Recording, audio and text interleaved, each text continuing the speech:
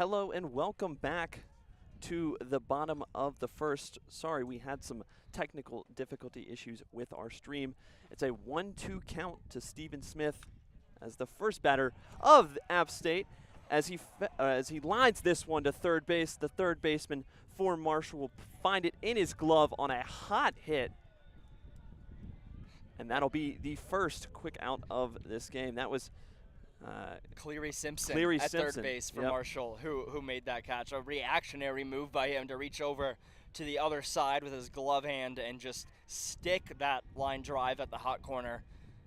So that could have been some damage there. That was a good contact from Stephen Smith, but it'll just be a line out to the third baseman there. Riley Luft comes up to the plate, looks at his first pitch for a ball.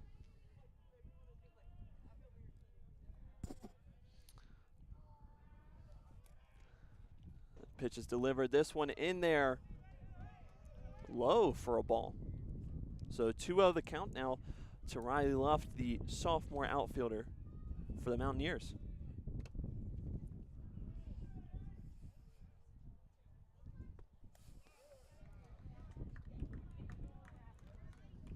Riley Luft looks at the 3-0 count here. He's got probably the red light, if I had to guess.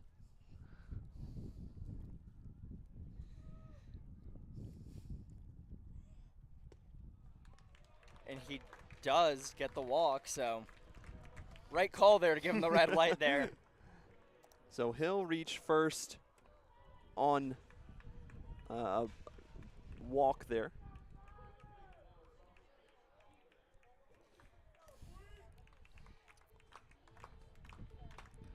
And that'll bring up the first baseman, Ethan Puig, batting .325 this year. So a very, very consistent hitter in that first base position for the Mountaineers. Also second on the team in RBIs with 25 so far on the year. Has 6 doubles, 2 home runs. Has only struck out 10 times this year, so pretty efficient up at the plate. As he looks at the second pitch of the at-bat for ball 2. So 2-0 the count to Ethan Puig. 1 out on the board in the bottom of this first inning. And while Puig may be an efficient batter, Collins not really working efficiently, throwing 6 straight balls now. Can't imagine if we were at Texas A&M right now, they'd already be on the ball 6 chant. Oh my gosh. Oh my gosh. As Collins looks over at first. Won't be in time, though, as Riley Luft gets back to the bag in time. Pitch is delivered away for ball number 3. 7 balls in a row. So maybe because of the Texas A&M chant, I do not like that chant, but it's better than the Vandy cowbell. I'll take that over the Vandy whistler. Yeah. That's the worst one. Yeah. So we look at the 4th pitch of the at-bat here. 3-0 the count. That one finally in there for a strike for Collins. So 3-1 now to Ethan Puig. Finally back on track, Collins is.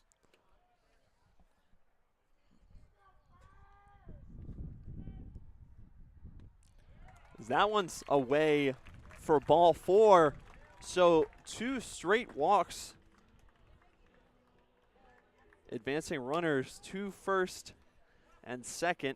It'll be Luft on second, Puig on first, as Marshall already heading out there for a mound visit. I don't think they're going to make any rash decisions yet. Still very, very early on in this game.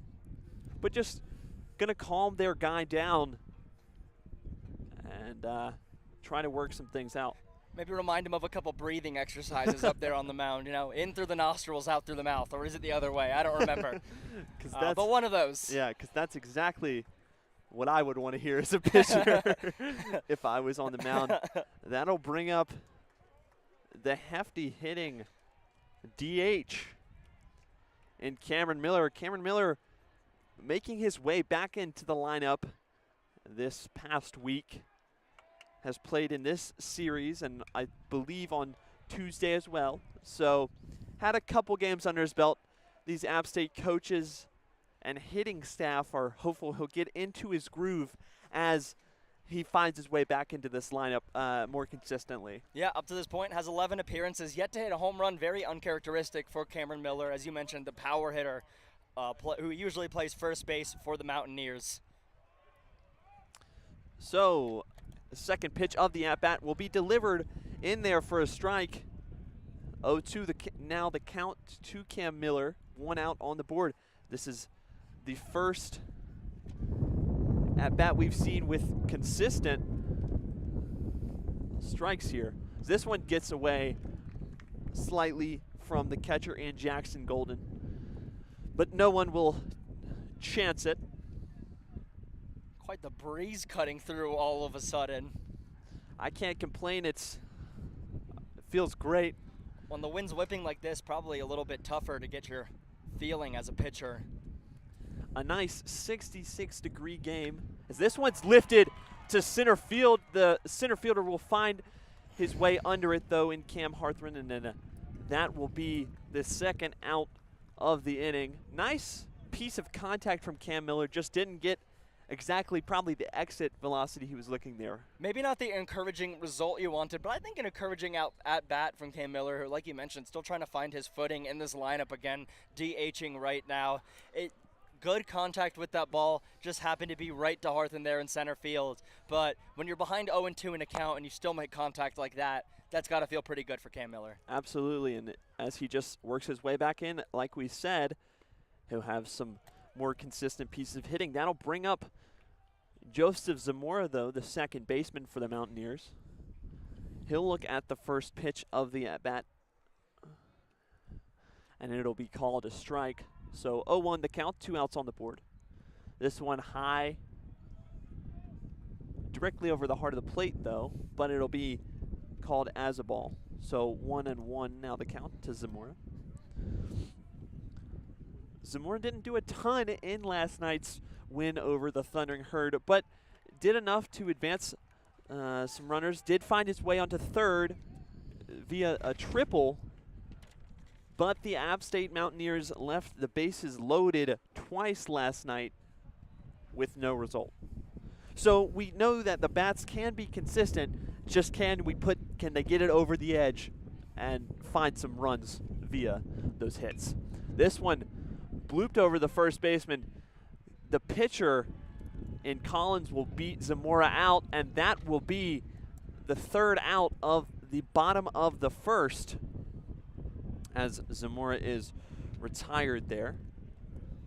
So that'll be a 3-1 putout, and that'll push us forward into the top of the second. We're going to take a quick break, but when we return, Marshall will look to add on to their 1-0 lead here in Boone, North Carolina.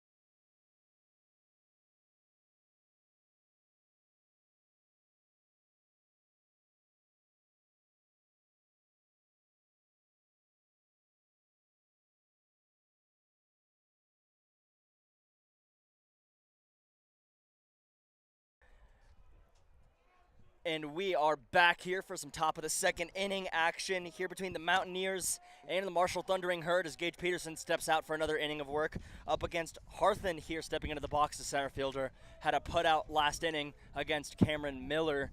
The good catch there on the ball that was stroked, we thought, by Cameron Miller. Might have reached that warning track, but didn't get there as the first pitch from Peterson was a ball. He sets for his second. Peterson finding a strike there on the second pitch. Kind of consistent with Gage Peterson's start so far, Eddie. He hasn't really fallen too far behind in any of these counts as he likes to get a strike usually in the first two pitches. Yeah, had one 2-0 count there in the top of the first, but found his way out of it quickly and was able to, I believe, retire that batter if I'm not mistaken. And Hartham was just showing bunt there, but the ball was inside from Peterson, so he pulls away. And now it's a 2-1 count as Peterson sets one more time to deliver. That ball is blooped up, skied by Hartham. Going back is the shortstop, and that'll be handled easily and put away by Stephen Smith there. Yeah, Stephen Smith, just a great ability to track that ball. That one went a mile high up in the sky. That one was almost as tall as that Artemis II crew that just took off the other day. Yeah, ball might have had a little movement on there from this wind as well. Kind of hard to track. Can't tell if it's an actual breeze or it's the wind turbine sitting behind us. So adding a little oomph to the wind. So a really high hit there. So Jack Smith takes the first pitch in the dirt from Peterson. That wind really picking up here, Adam. I apologize if you could hear that wind noise. We're doing what we can here. But we're sitting out in nature, enjoying the elements as the sun beams down here. Second pitch from Peterson, 2-0 count now. Another ball outside. Jack Smith, the shortstop for the Thundering Herd, hitting .265 this season. So a pretty consistent bat as well. 15 RBIs, no home runs. And that one's hit up the middle. Second base handles it, throws it to first, and Jack Smith will be put out on the ground out. A very simple 4-3 put out there. And the Mountaineers already have 2 outs here in the top of the second frame. Yeah, and we talked about it in the open of the show. Gage Peterson is going to love those types of situations. That's going to, and their pitching staff is going to love it just as much. That'll allow him to go further into this game. As we mentioned, we would love to see about 5 or 6, maybe even 7 innings out of him today if we could do that. Now stepping in is the 8 batter, Cleary Simpson, the third baseman. Also had a sweet catch in the bottom of the first with that line drive that went straight to him to start the inning. So he takes the first pitch for a strike from Peterson. And I got to say,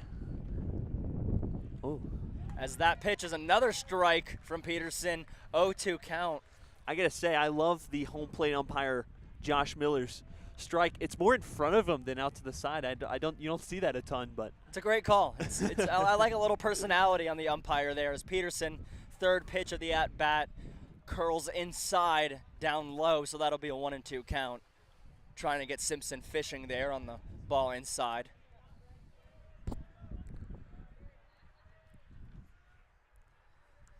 Peterson looking to get out of this inning here. Sets, foul ball hit right back towards us. Adam, catch it. And I don't have the reach for that, Eddie. Not the athlete I once was. My bones hurt, man. So it's still a 1-2 count here to Simpson. So he's battling now, fell 0-2 behind very quickly, but staying in this against Peterson. Here's the pitch again, high 2-2 count. It looked like Peterson was ready to get out of this inning in 3 pitches of this batter, but now Simpson showcasing his eye and his patience. And the balls, that Peterson have thrown this inning have not been too far off that strike zone. So putting him the pitches very closely where he thinks he can get the call. They just haven't exactly been there. And as you said, that there was a pitch from Peterson that landed in the right-handed batter's box as the lefty Simpson gets ready to face the 3-2 pitch. So now it's a full count for Simpson. Little announcer's jinx there, I guess. And there it is. There's going to be a walk. Cleary Simpson putting on a clinic in patience there from the batter's box, showing off a good eye, battling on the pitches that were barely in the zone, and he's rewarded there as he gets first base there. And now the 9-hole hitter, Jackson Golden, will step up with a runner on first and 2 outs. Jackson Golden, the catcher for this Marshall squad, had an impressive half inning to start the game. Only let one ball, it was going to get by him. He was able to block it and prevent runners from going. I believe App State had 2 runners on during that point, so little impressive actions there behind the plate. And Peterson started the at-bat with a strike on the outside of the plate as he's setting for his second pitch. But he decides to check the runner at first, make sure Simpson is honest there. So we've seen varying degrees of leads from the Marshall players. It's very much up to how athletic is the player, how speedy is the player, I guess. There's no consistency here on these leads as he's taking a very similar lead to what we saw earlier in the inning from Kammerer, or in the first inning from Kammerer, as Peterson throws another strike and is now once again ahead 0-2. Peterson throwing a lot of first pitch strikes to these batters. This is the final batter of the Marshall lineup before we return to the top of the order. So doing a great job here. As the third pitch of the at-bat is outside from Peterson, trying to paint that corner, I think. A good eye there from Golden. Some Mountaineer fans are starting to clap. They're starting to get into it. It's one of the hottest tickets in town right now. This is Mountaineer baseball. And I got to say, the crowds to these games have been amazing. As that's a chopper hit to third base. That's going to be grabbed by Mumaw, but he decides to let it go out of bounds, foul instead. Sorry, I'm still in basketball mode. It was a long season, but Mumaw just lets that roll, and so it's still going to be a 1-2 count here to Golden. I mean, I guess it's technically out of bounds. I mean, it's like, it's the same principle. I think it would only be considered out of bounds if to catch a foul ball, you would have to jump up and throw it back to someone inside the field of play before touching the ground, like saving a basketball or something. Yeah, very much a basketball-esque play there. Now Golden resetting, fixing the gloves, taking his time. Marshall today in the green uniforms with the gray pants. App State wearing the home white uniforms. Very clean, classic look for the Mountaineers. As Peterson sets with the 1-2 pitch. That ball was hit by Golden, sliced to right field, chasing it back. Going back as the first baseman to the line, but nobody's there as you had 3 Mountaineers collapse on the ball. You had Ethan Puig, Joseph Zamora, and Riley Luft all kind of collapse on the ball on the fence. Foul there, not out of bounds, as I wanted to say again. Yeah, all kind of collapsed into the net there. Luckily, no one really ran into each other. No one got hurt, but also no one made the out. So still a 1-2 count to Golden as everyone tries to find their positions. Again, Zamora finding his way back to second, Puig finding his way back to first. Golden staying alive. We got the okay from Blue. We're ready to resume now. So everyone's reset. Lead off of first from Simpson. Golden setting for the 1-2 from Peterson. Peterson delivers, and that ball's in the dirt, and stealing second is Simpson as that ball wasn't able to be handled by Denton. He was able to block it, didn't get past him as that hit the dirt, but easily trotting into second is Simpson. So now Golden, with a 2-2 count, has a runner in scoring position and a chance to expand this lead for the Marshall Thundering Herd. Peterson delivers again, and Denton tried to grab that. Oh, that wasn't a wild pitch. That actually hit Golden off the leg there. So staying on second to Simpson. Golden will be given first, and now stepping up for the second time this game will be Batone. Yeah, and that hit by pitch just slightly got away from Peterson there. Again, that might be my fault. I talked about how good his command had been. So again, the announcer's jinx. We'll have to see if he continues to get ahead of players, as that's what we've been saying, as he throws a first pitch ball there. So maybe we should just stop talking, yeah, Eddie. Maybe yeah. we should silently watch this game. We'll just let you guys know what happens well after it happens. No thoughts. Yep. As Peterson resets with runners on first and second, Evan Batone takes a strike there as Peterson finds the off-speed pitch in the zone. Batone, his first time up, flew out to the right fielder. And Batone has a chance to expand his RBI total for the season with 2 runners on base. He has 25 on the year as he makes good contact with that, but it slices foul over the third base line. And so now a 1-2 count. Yeah, Very similar situation to what we've seen with the last 2 batters. Peterson ahead with a 1-2 or 0-2 count here. Let's see if he can finally bury the batter here. And you know what? I'm going to keep my mouth closed. I said, let's see if it can happen. Not that it will happen. Let's see if it can. As Baton slices another one foul here, staying alive. A good pitch from Peterson there. Those are hot balls coming off the bat. Both of these last 2 fouls have come off the bat steaming. And Peterson still trying to put him in a rocking chair, changing from on speed to off speed there. Could have been the difference from keeping that ball out of play. Peterson throws another pitch, and that's a strikeout. Peterson gets out of the inning, and so the Mountaineers don't give up a run there after getting a few runners on base from Marshall. A bit of a scare there, but Peterson able to work the final batter there. And so 1-0 still in favor of the Marshall Thundering Herd. We're going to go take a quick break, and when we get back, the Mountaineers will try to cut into this lead here in the bottom of the second.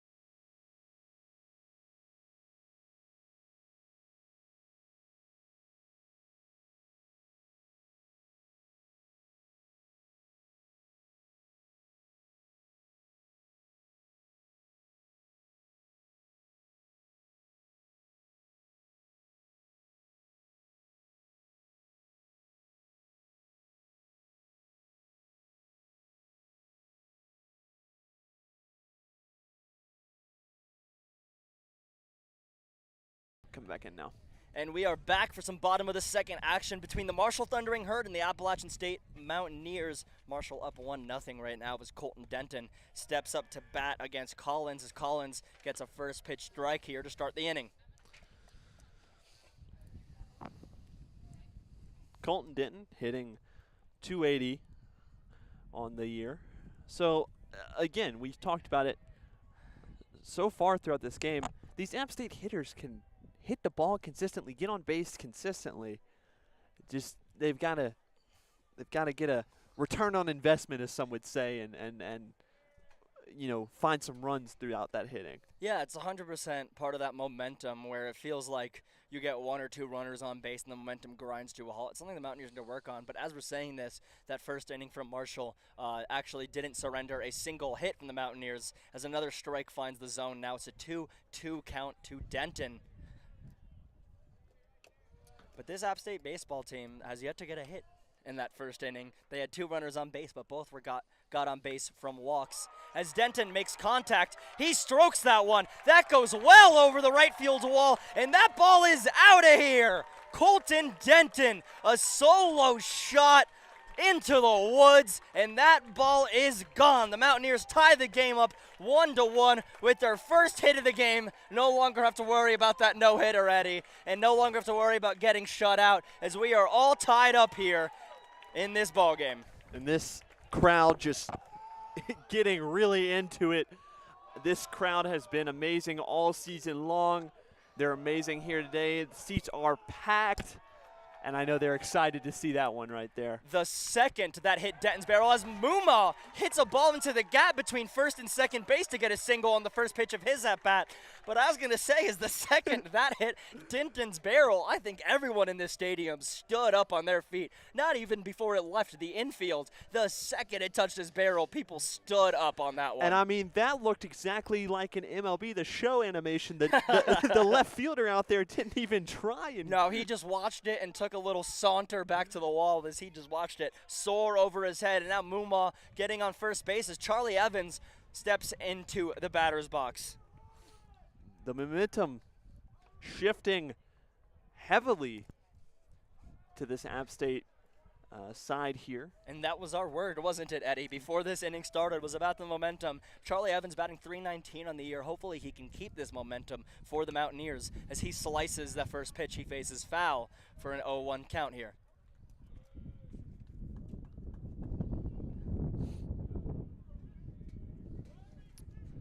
Everyone getting back situated. Charlie Evans hits .319 so far this season. Another efficient batter in this Mountaineers lineup. As Evans takes another pitch for a strike, now behind 0-2 here to Kenyon Collins. Does have 10 RBIs on the season, 22 hits, has produced 14 runs, so can play to runner if he needs to. Absolutely can, but right now with the runner on first, obviously the idea is, again, to go back to that word, keep the momentum rolling right now. So you have Tank Yakubi on deck. And there's another pitch inside, 1-2 count now to Evans.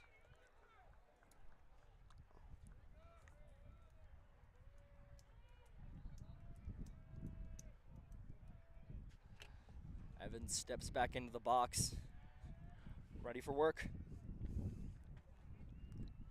Collins delivers, another pitch down low, and stealing second, easily standing up, is Jake Muma. So now there's a runner in scoring position for Charlie Evans. So now we can think about a little bit more of that, expanding the lead for the Mountaineers. Yeah, I mean, and the situation in the box completely changes when you have, you know, a runner where you're just trying to advance them into scoring position versus when you have a runner in scoring position. Like you said, you can look, when you have a runner in scoring position, you can look ahead and look how I can plate this guy. And Evans strokes that into the center and left field gap. That slid by the center fielder. He cuts it off at the wall. Oh my gosh, going around third is Muma, and Evans is gonna take second.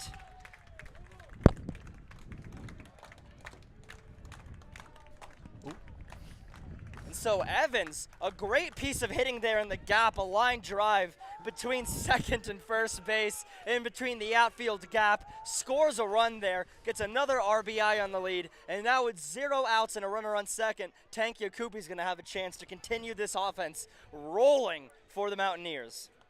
And let's say if he lives up to the name here, that would be quite the thing for this App State squad. He shows bunt. Drops it low, the catcher gets it in time, overthrows the first baseman. That'll send Evans home. Yagubi will run to second and stay put safely. Unbelievable. Tank Yakubi, a well-placed bunt right on the line, charged by the catcher, and the throw just unable to find the mitt of the first baseman. Well over his head, goes out of bounds by the right field wall, and that is gonna get another Mountaineer scoring and another Mountaineer on second base. So now Mountaineers lead 3-1 thanks to this 3-run bottom of the second where they have yet to have a single out. Yeah, and that will most likely go down as an error after the catcher Golden throws it over the head of A.J. Havrill at first base. The first pitch to Smith is high, so Steven Smith, number 1 first hole hitter batter here for the Mountaineers. Back to the top of the order for App State here in the second. Steven Smith makes contact there, but that one cuts foul. So now it's a 1-2 count here. his first time up, he lined out to the third baseman on a hard hit ball, and it was impressive catch by Cleary Simpson over on that third base bag.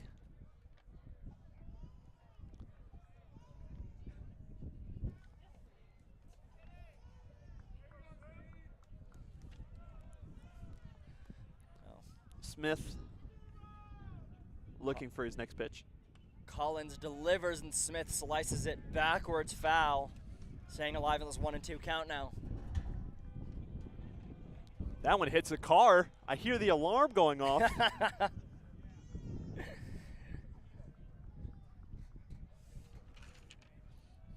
So many ballparks play that sound effect, but that one was real. I was about to make that connection. I was about to say that's kind of a jokey here, like the crashed glass in the car alarm as another ball was hit in that direction. Waiting to see if we hear another alarm. As you get the stadium noise playing the alarm. So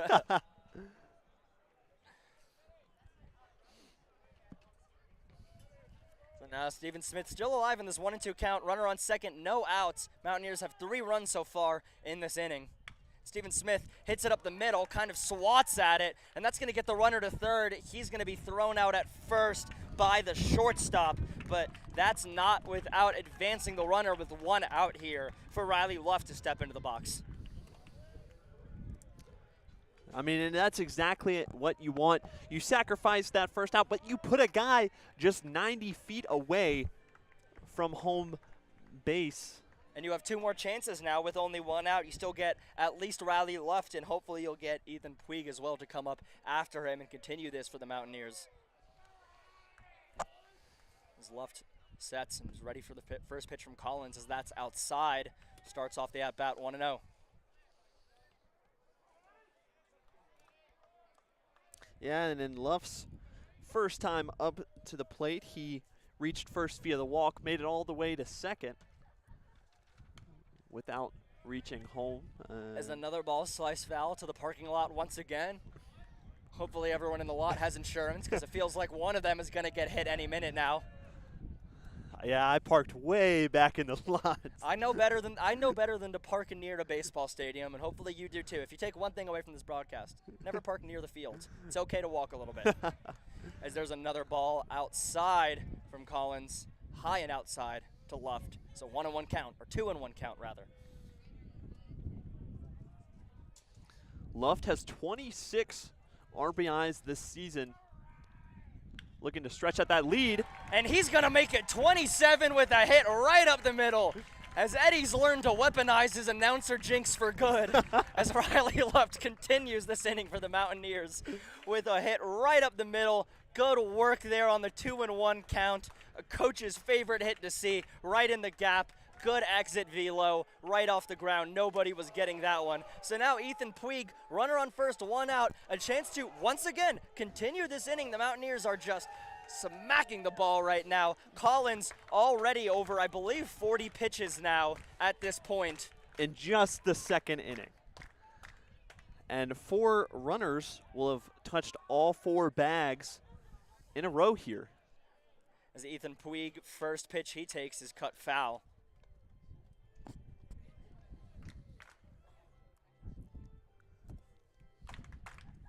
You can hear the claps. The fans are getting into it right now. I think even Eddie's getting into it. It's impossible not to feel good right now. The weather's nice, the sun's shining.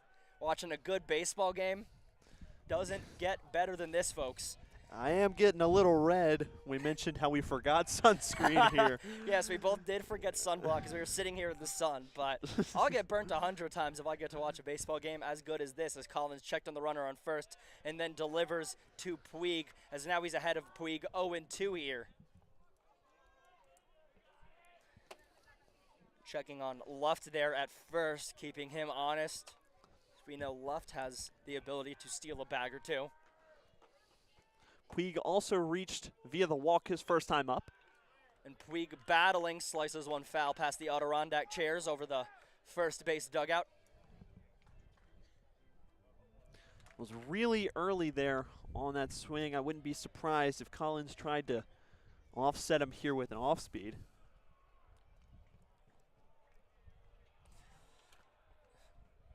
Collins delivers again. That ball is hacked at by Puig. It bloops up to the right field. You have the right fielder, second baseman, and first baseman closing on. Right fielder dives out for it, cannot catch it in foul territory. So Puig stays alive in the 0-2 count. A ball landing outside of the foul line. So a good dive there from Halter there, the right fielder for Marshall. Selling out for that one on the soft turf rug here up on the mountain. And I know it's not the hottest it could be out here, but I know that turf is probably 10 degrees hotter than it is up here. Oh my gosh, yes. It is 100% soaking up with that sun right now, so it's definitely warmer for them than it is for us. As Collins sets to deliver the 0-2 pitch. Another ball hacked foul by Puig. He's working this count now. I believe we'll head into the 6th pitch of the at-bat here. 6th pitch with an 0-2 count. So everything's either found the zone or found the bat of Puig.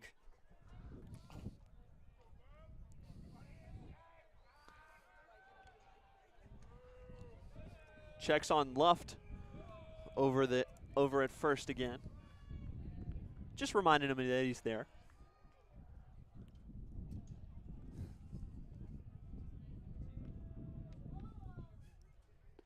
As that pitch is delivered low, so the first ball of the at-bat to Puig, we got a 1-2 count. Ethan Puig batting .325 on the year, 2 home runs, 25 RBIs. The MLB also starting up again this past week, getting into the swing of things. I see a Pete Crow Armstrong jersey in the crown right now. I only thought there were 3 Cubs fans in Boone, me, Tristan Beazle, and Jordan Luker. So it's fun to see another one out there. Oh, Chicago's too big of a city to not be involved in North Carolina, the state of transplants. As breaking for second there is Luft. He gets second base, but Puig chops it to second. So they avoid the double play as Puig gets thrown out at first. And Luft takes second, but Puig won't get a base there after that 7-pitch battle there, or 8-pitch battle rather, where now it looks like Kenyon Collins should be well over 45 pitches. So I'm waiting for them to update the stats here in front of me.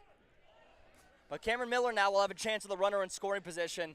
As we mentioned, Cam Miller still finding his footing in this lineup. Kind of a golden opportunity here with a runner in scoring position for the power-hitting DH today. And with the liftoff he had on his bat earlier, we'd love to see a similar situation, maybe finding some grass or getting over that wall.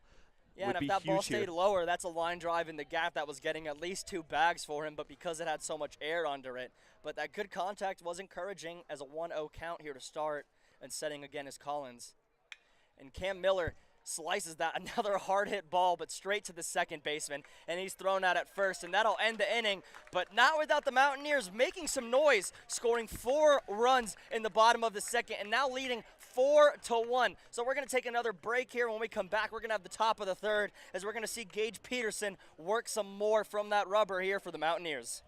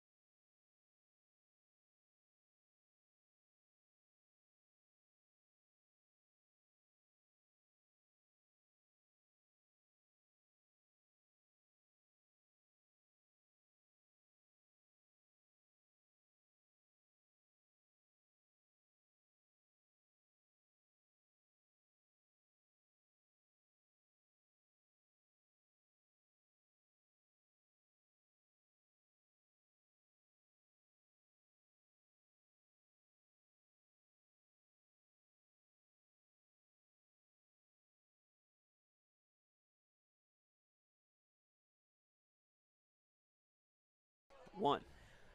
We are back here for some top of the third action between the Mountaineers and the Marshall Thundering Herd. Tyler Kammerer stepping into the box as Gage Peterson delivers the first pitch of the at-bat. And consistent with what we've seen so far, Gage Peterson finding a first pitch strike with the off-speed pitch there, dropping into the zone. No ABS needed for that one.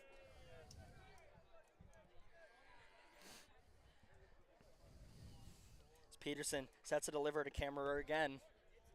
And that one's a ball, as struggling to handle it is Denton.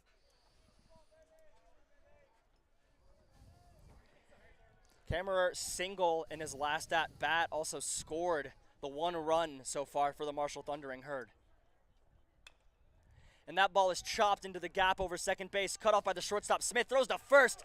A great play by Smith, and he just gets Kammerer out by 2 steps in front of the bag.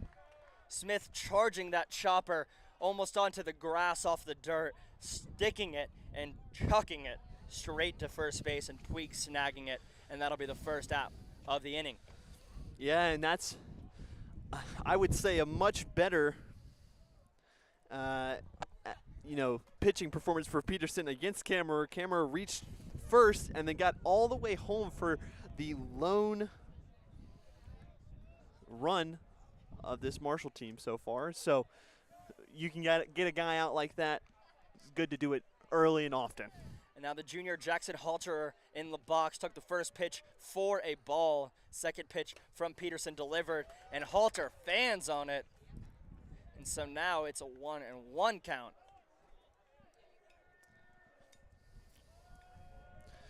Peterson had him swinging maybe a day early on that one. Halter, his first time up, struck out. So Peterson had some success with Halter already. Let's see if Halter will adjust his game after seeing a couple pitches from Peterson.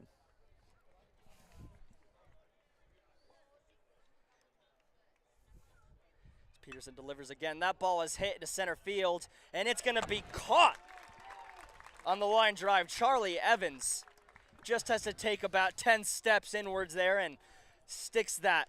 And so that'll be 2 quick outs for Gage Peterson, who I want to note, Gage Peterson up to this point has actually thrown more pitches than Collins has up to this point. Even entering this inning, Peterson now crossing the threshold of 50 pitches, up to 51 so far. And real quick, I want to touch on Charlie Evans. If I'm not mistaken, he's top 3. He might be one of preventable outs in the outfield there. So very efficient in catches, preventing runs from happening, preventing people from scoring. So just a great center fielder, and he leads, I believe, the nation in that category. So, and it's something the Mountaineers kind of struggled with last year, was their range in the outfield, their ability to cover ground and make those outs.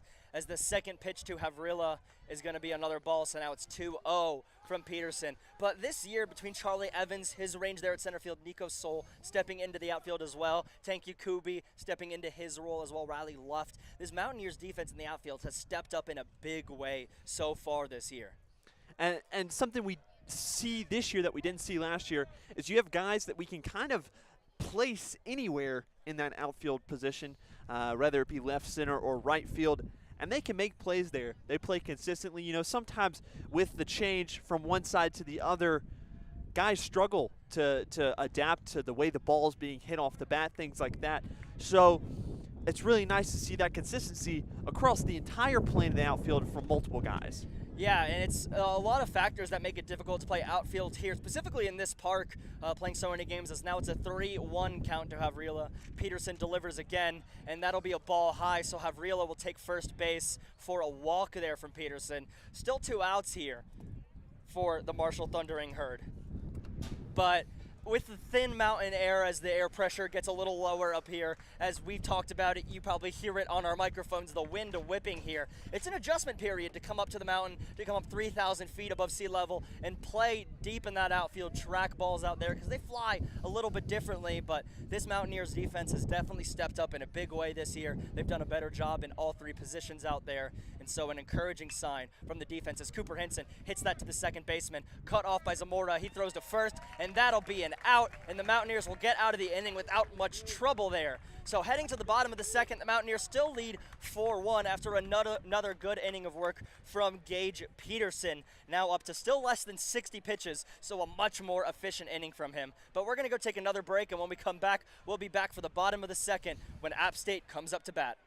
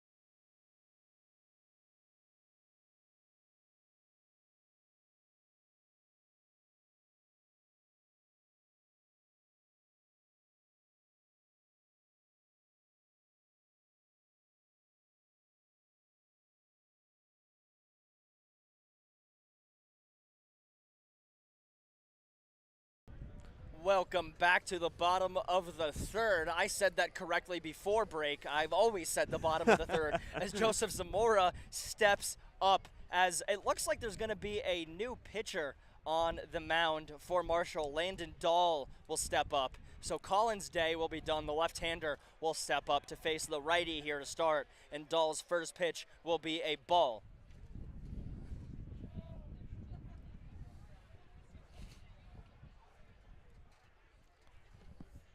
Zamora ready for the 1-0 pitch, and now it's 2-0. Getting ahead early from the batter's box is Zamora. Yeah, and Zamora just getting a little unlucky. He almost beat out the pitch his last time up. But it was flipped from the first baseman to the pitcher. The pitcher just beat him to the bag. Zamora slices that to right field. Backing up to the warning track is the right fielder, and catching that while running into the wall is Halter. A great play there on the warning track. I thought that might have had legs from Zamora to get there, but Halter backing up, crashing into the wall while his feet were on the warning track, and that'll be enough to get the first out, and Colton Denton will step up into the dish for the Mountaineers next. And Colton Denton being the reason the App State Mountaineers are up by 3 runs here, got the scoring kicked off in the bottom of the second with his solo shot over the wall, way back, way gone. As the first pitch to Denton is a ball again.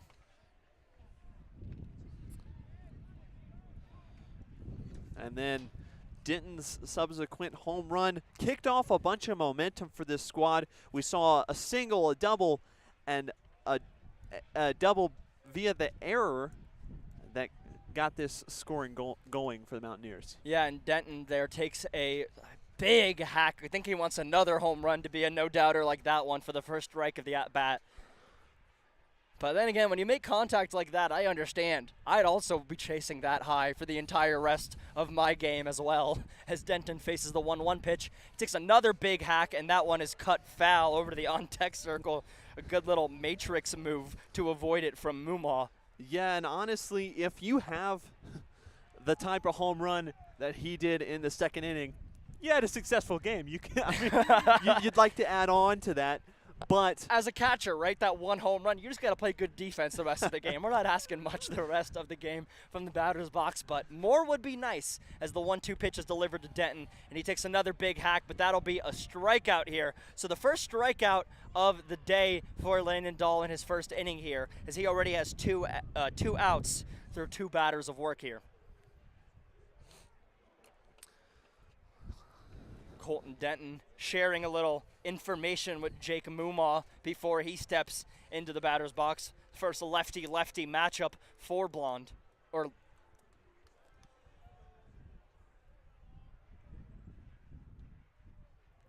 Dahl. As Dahl sets and delivers. First pitch finds the outside edge, and that'll be a strike to start the at-bat for Mumaw. So Dahl approaching these batters a little differently than his Second predecessor, Collins. Outside. Yeah, Collins like to find those strikes earlier. And it looks like Dahl is kind of trying to paint those corners early and get those pitches he likes early. So it's very hit or miss to start the at-bat. As another off-speed pitch from him has Mumaw fanning on it for a strike.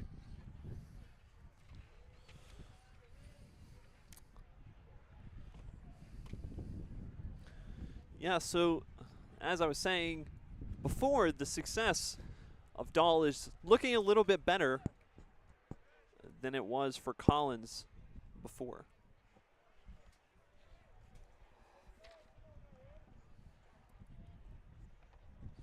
So we did see success from Collins in his first inning of work. I think the real test will be will we see good work out of Dahl in his second inning, as that ball is skied from Mumaw, cutting foul over to the dugout, and that'll land out of play. Nobody can get to it.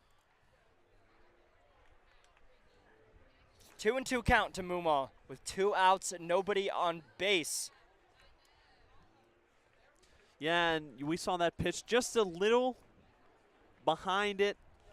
I think a little too high of where his swing trajectory was there. So got the top of the bat, but didn't just make solid contact and was already behind it. So just popped a straight up foul. Dahl delivers the 2-2 pitch. That ball is outside. A stone cold take from Mumaw. That ball was near the edge there, but Blue gives him that for a full count. Mumaw dips his head. Kind of looked like he thought he was going to get retired there. I think he thought that was a strike he just took too, but that's going to be a 3-2 count here. With 2 outs, Mumaw hits that into the gap off the first baseman's glove, diving, and that'll be a single for Mumaw. They had the second baseman backed up there, kind of playing a shallow right field there. I think if the first baseman doesn't dive for that, that goes straight to the second baseman for an easy out there. But because he dove at it and couldn't stick it, it bounces out of the glove. Mumaw will be given first base, and you can't think that'll be an error because that was an absolute missile hit by the glove there. Yeah, and absolutely. And honestly, the first baseman, A.J. Havrilla, didn't have a terrible play on that dive, almost getting it into the glove, just arm not extended just barely enough to make that play. Kammerer was behind him in the gap. Again, Kammerer could have easily fielded that as it was a ground ball. Stuck it as Evans strokes that one past the center fielder. He's backtracking, and a sliding catch made on the warning track. A phenomenal play there from Harthen. I thought that was surely going to be a run on that hit from Evans. That surely would have scored Mumaw if that drops. But a run-saving, possible triple-saving, sliding catch there from Harthen to get out of the inning for the Thundering Herd. Absolutely. So just a great defensive play from him. I mean, you couldn't ask for a flashier play from your center fielder there. You could not have asked for it. So we will go on to the top of the 4th next. Mountaineers still leading 4-1. Don't go anywhere. You're listening to Mountaineer Baseball.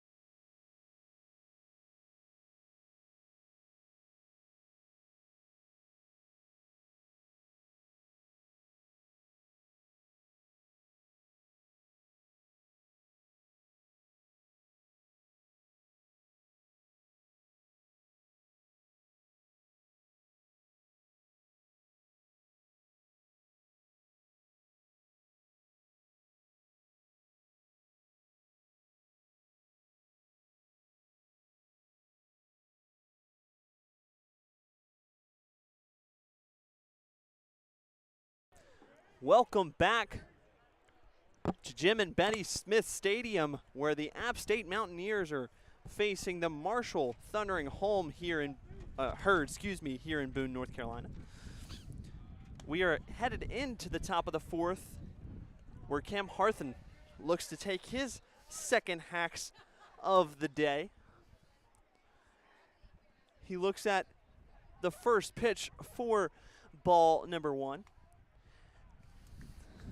And to those who have been listening since the beginning of the broadcast, don't worry. Me and Adam just received some sunscreen. A very friendly police officer was kind enough to lend us some sunscreen. Now you want to talk about protecting and serving, Eddie. That's how you protect and serve right there. So, doing well here. Won't be as red as Harthen dribbles this one over to third base. Third baseman Mumal will throw it over to Puig in time for the first out. So another quick first out for this Mountaineer squad. Gage Peterson still on the mound here in the top of the fourth. Yeah, he's up to 60 pitches right now. Collins was sent off the mound for the day after we crossed the threshold of 51 when we saw Dahl step in for the Marshall Thundering Herd. Peterson definitely throwing more than anybody else today. So that'll bring up the shortstop, Jack Smith. Grounded out to the second baseman his first time up. So he looks at the first pitch for a strike. Taking a big swing.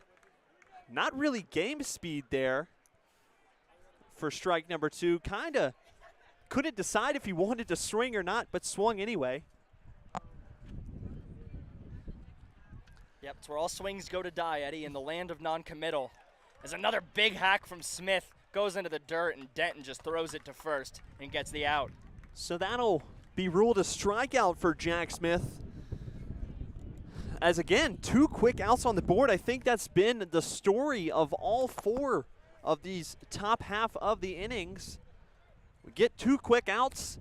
You just got to get that third one. Yeah. Gage Peterson's going to work here on Cleary Simpson. After that first inning, Peterson's really settled down, started to find his footing a little bit more in the second inning. Then since then, last inning and this, he has looked significantly more comfortable as the game continues to progress.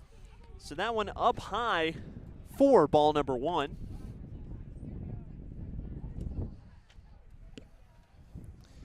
Again, the wind going strong. So if you hear some feedback in our mic, that's what it is.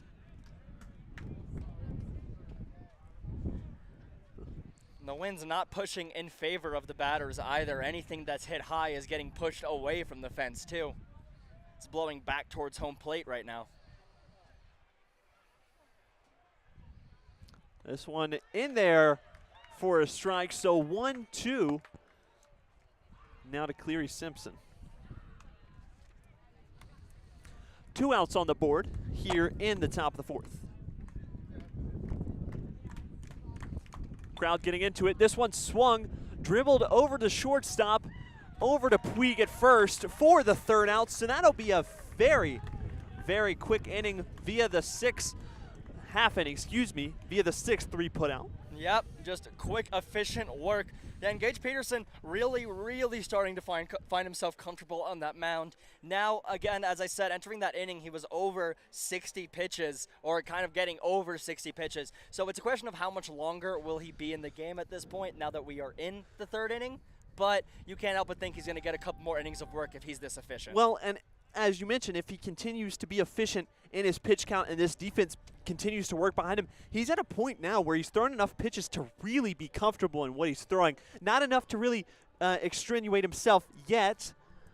You know, they'll be looking out for that in the next probably 2 innings or so. But if this defense can just continue to work efficiently behind him, I got to think Peterson works at least another 2 half innings. I was going to say before we cut to break, so you think he's going to make it to at least the 6th with this efficiency right now? Absolutely, and I mean, that's exactly what we kind of predicted from Peterson out of this game today. Right, okay, so hopefully we'll see that. Hopefully we'll get him working into the 6th inning right as we cut to break now, Eddie, and before we come back for the bottom of the 4th inning.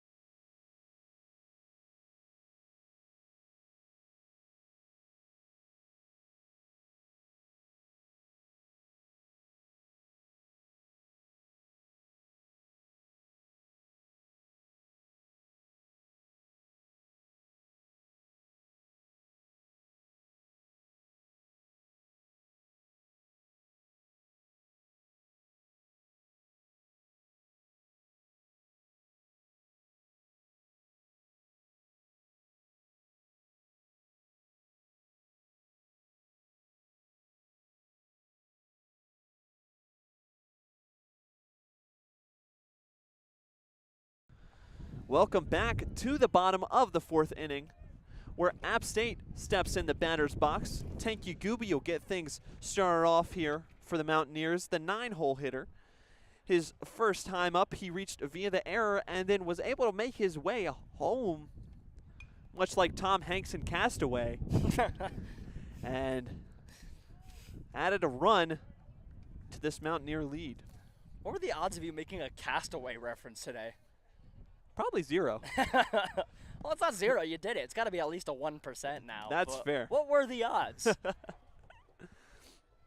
So quickly in an 0-2 hole here, as he looks at pitch number 3 for a ball. So good discipline there out of Yagubi to kind of reacclimate himself into this count. Yes, that was 100% a pitch Dahl wanted him to fish on. That 0-2 garbage pitch, if you will. Dahl delivers this one in the dirt again. Yagubi waits. Returning to on speed there, was definitely trying to find his location, but a good eye there from Yagubi.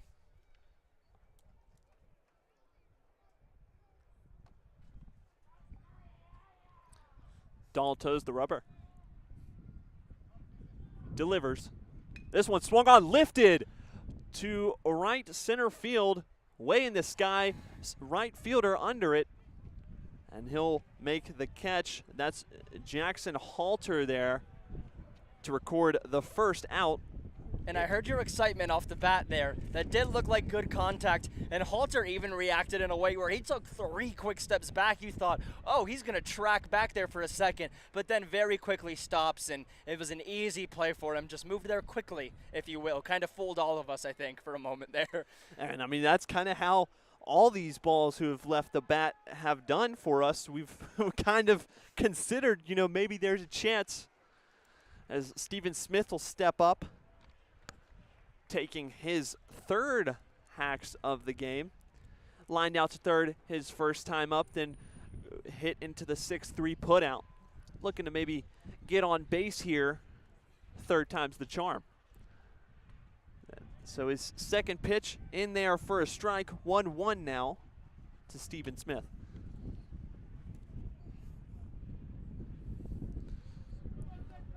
Steven Smith up to 386 on the year. Just an unbelievable average at the top of your order for the Mountaineers.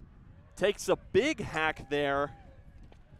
Steven Smith expected to get all of that one, but he got none of it. So it'll be 1-2 now to the Mountaineers' leadoff hitter.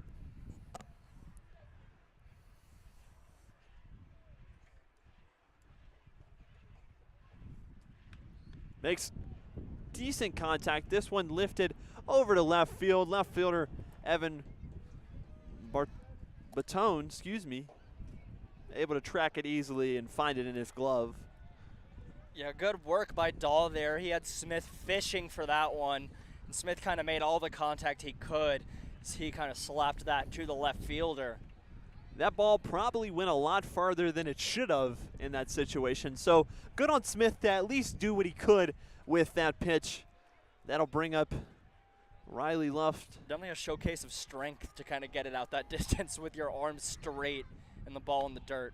This one lined into the gap in the left center field. Luft will reach first, but that's all he'll take. Doesn't want to get too greedy with the run there. So hopefully that'll spark something for the Mountaineers here. That'll bring up the first baseman, number 5, Ethan Puig. And what a game so far from Riley Luft now. That's his 3rd at-bat, 3rd time on base. Started off with a walk in the 1st inning, a single where he got an RBI in the 2nd, and now another single here in the 4th inning. You've seen Riley Luft really come into his own as a hitter as the season continues to progress. And 3 for 3, or rather 2 for 2. Very encouraging day so far from Luft. So Dahl, his first pitch delivered well outside the zone for ball number 1. Ethan Puig hitting .325, so about 1 in every 3 hits, if my math is correct, should find the bat there. About. about 1 in every 3 at-bats. And Puig having his 3rd at-bat of the game with both a ground out and a walk so far. So statistically, Eddie, if you're correct.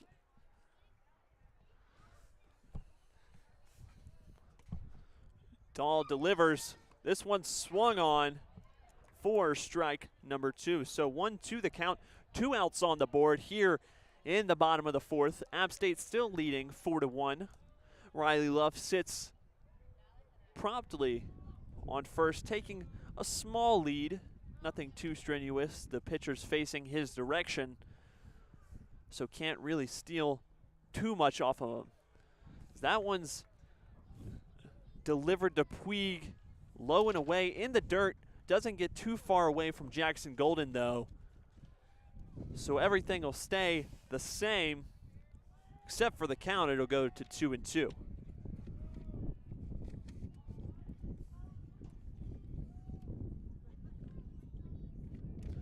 Luft goes. This one in the dirt, gets away from the catcher. Stand-up stolen base from Luft. So it looked like Golden might have actually had a chance to throw that if he was able to corral it, but pitch in the dirt goes through the legs into the backstop. And by the time it gets there, Luft unable to take 3rd as well. Golden able to react quick enough to get to the ball, but still a stand-up stolen base for Luft. Well, and Luft didn't see the pass ball. He had already committed to the steal, so really didn't have time to make a decision to go to 3rd.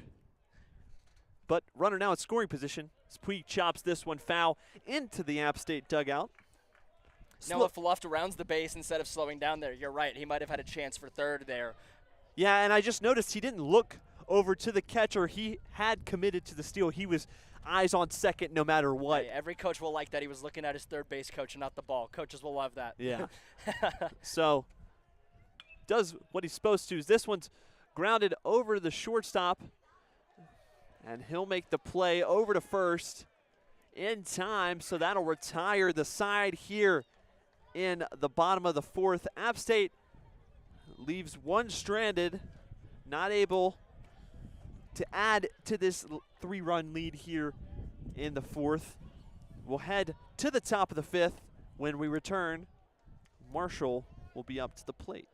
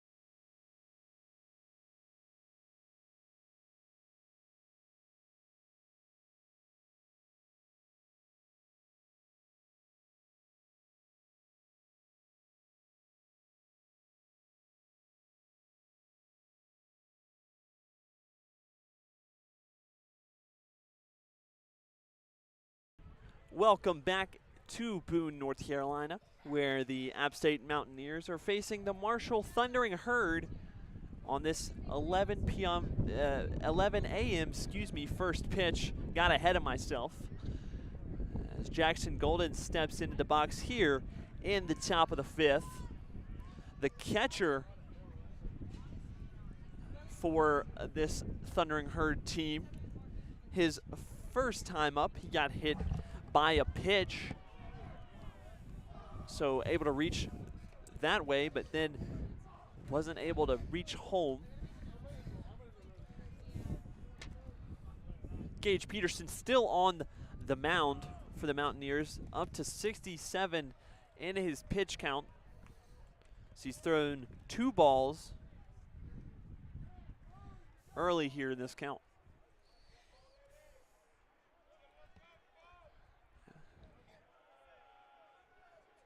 So 2-1 now the count. No outs. This one high and away for ball number 3. Yeah, and Eddie, last inning we talked about the idea of Peterson going in other innings. If he doesn't work efficiently in this inning, you can't help but think his outing may be done after this inning if he just can't get it done in a small enough amount of pitches.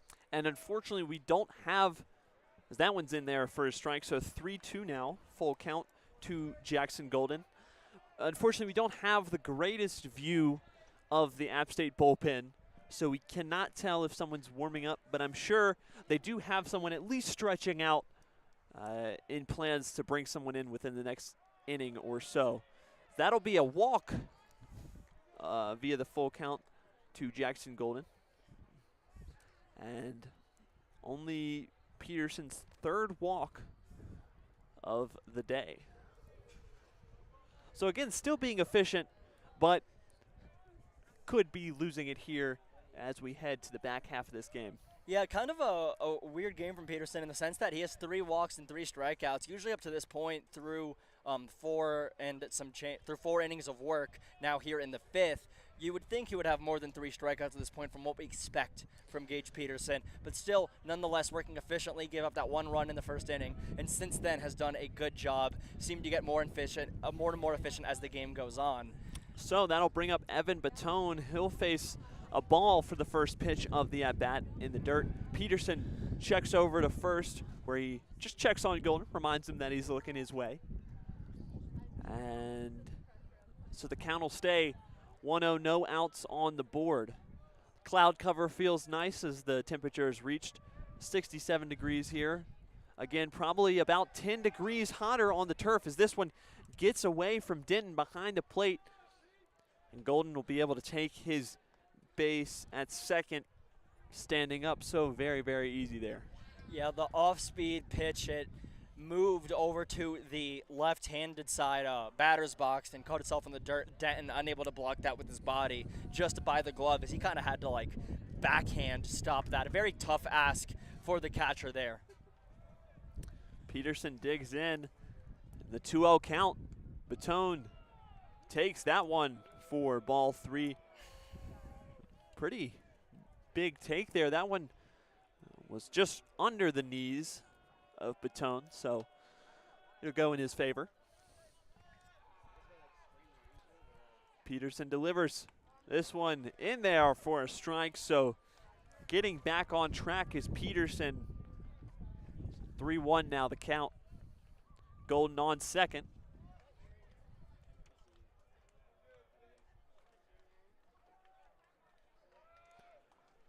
This one in there for strike 2. So Peterson able to make his way back into this one and fill things up. The sun is coming back out, but these clouds came out of nowhere, Eddie. It looked clear as far as the eye could see when I woke up this morning. Peterson delivers that one high. So that'll be his 2nd walk in a row. Denton kind of walked that past the plate and I think shared a few words with Peterson there. Didn't walk all the way to the mound, but I think gave him some encouragement there. As Denton was looking to the dugout, and it looks like we're going to have at least a meeting at the mound here. But with 2 walks through the first 2 batters. Again, with no view of the bullpen, we are questioning whether we are going to see a change here. I didn't see a signal. I didn't see anything either. I think it's going to stay with Peterson here for at least a couple more batters, see if he can get himself out of this jam. But very reminiscent of the first inning from what we saw with Peterson. Hasn't really been in a jam like this with runners on first and second and no outs since we started this game over an hour and a half ago, Eddie. So now it's, if you're Peterson, I think he just got told, hey, you've got a good double play opportunity here. Pitch into some weak contact.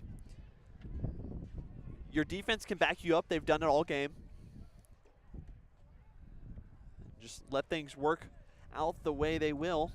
I do think if we see another walk from Peterson, that could be the end of his day. That one's low to Tyler Kammerer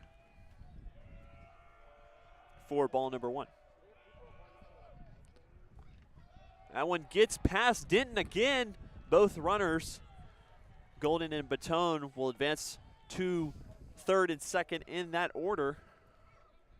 Denton blocked the wild pitch there, but after it hits his body, it ricochets over to the right side, and he has to chase it. And as he goes and chases the ball, both runners advance there.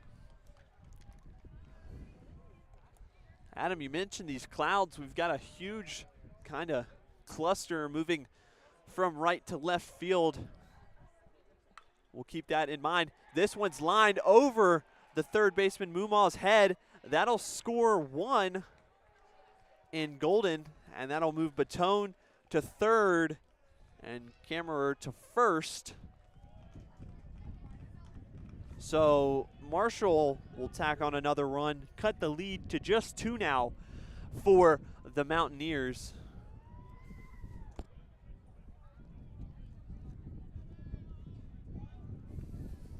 Second single of the day from Kammerer. First RBI of the day for Kammerer. So that'll bring up the outfielder Jackson Halter, playing right field today, as Peterson gets back into his first pitch strike ways.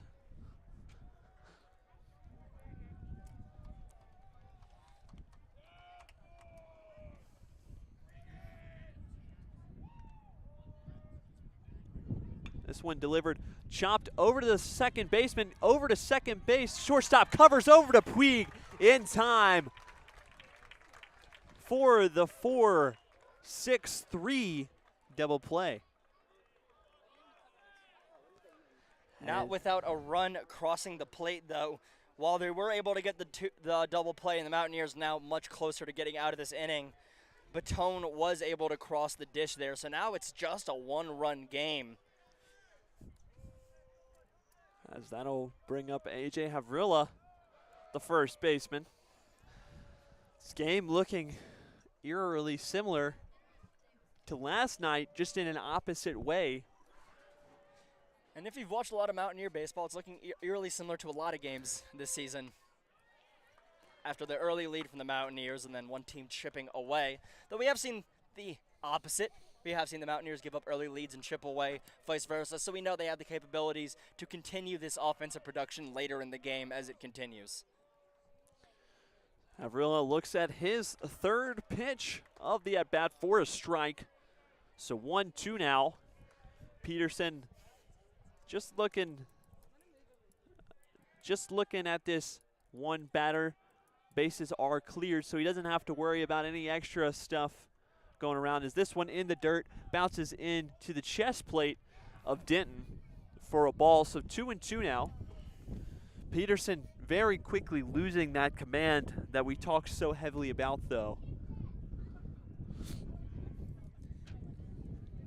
And that is kind of the selling point of Gage Peterson as a pitcher, is his unbelievable command, his ability to find the edges and corners of the strike zone. As Peterson looks to deliver. This one high. So we'll fill the count here at 3-2. Havrilla really looking to keep things going for this Thundering Herd squad here in the 5th inning. That one's in there for strike 3. So Peterson does what he needs to retire this top half inning, not without 2 runs coming across, though. So this game only separated by 1 run. The Mountaineers leading 4-3 over Marshall. As we head into the bottom of the 5th, App State will look on to tack a couple to add some insurance here in this back half of the ball game.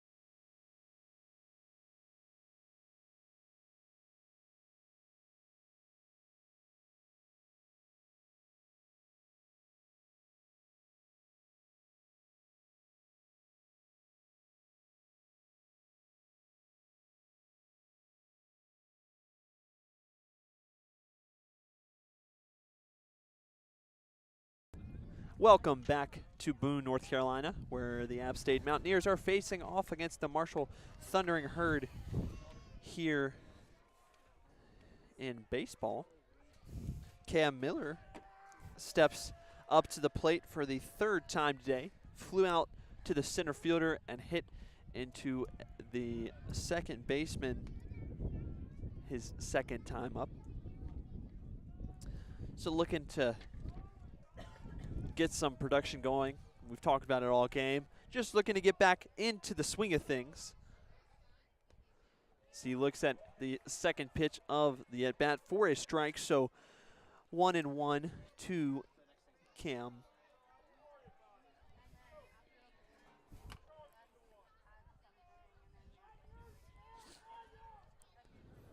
This one delivered, swung on, sent way foul into the trees, never to be seen again.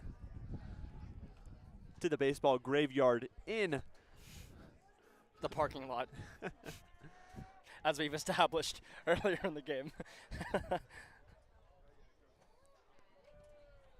Just such a beautiful, scenic stadium in Jim and Betty Smith Stadium. The trees have not gone green as Cam Miller hits in to the left center gap, and he'll get a single to start things off. Well, finally, right? Cam Miller, multiple plate appearances so far, multiple times making good contact. Arguably, that's his weakest contact of the day, and it's his first hit of the day. So that'll bring up Joseph Samora to try to continue things. He's also looking for his first hit of the game. Of course, had a deep, deep fly out to the right fielder at the wall.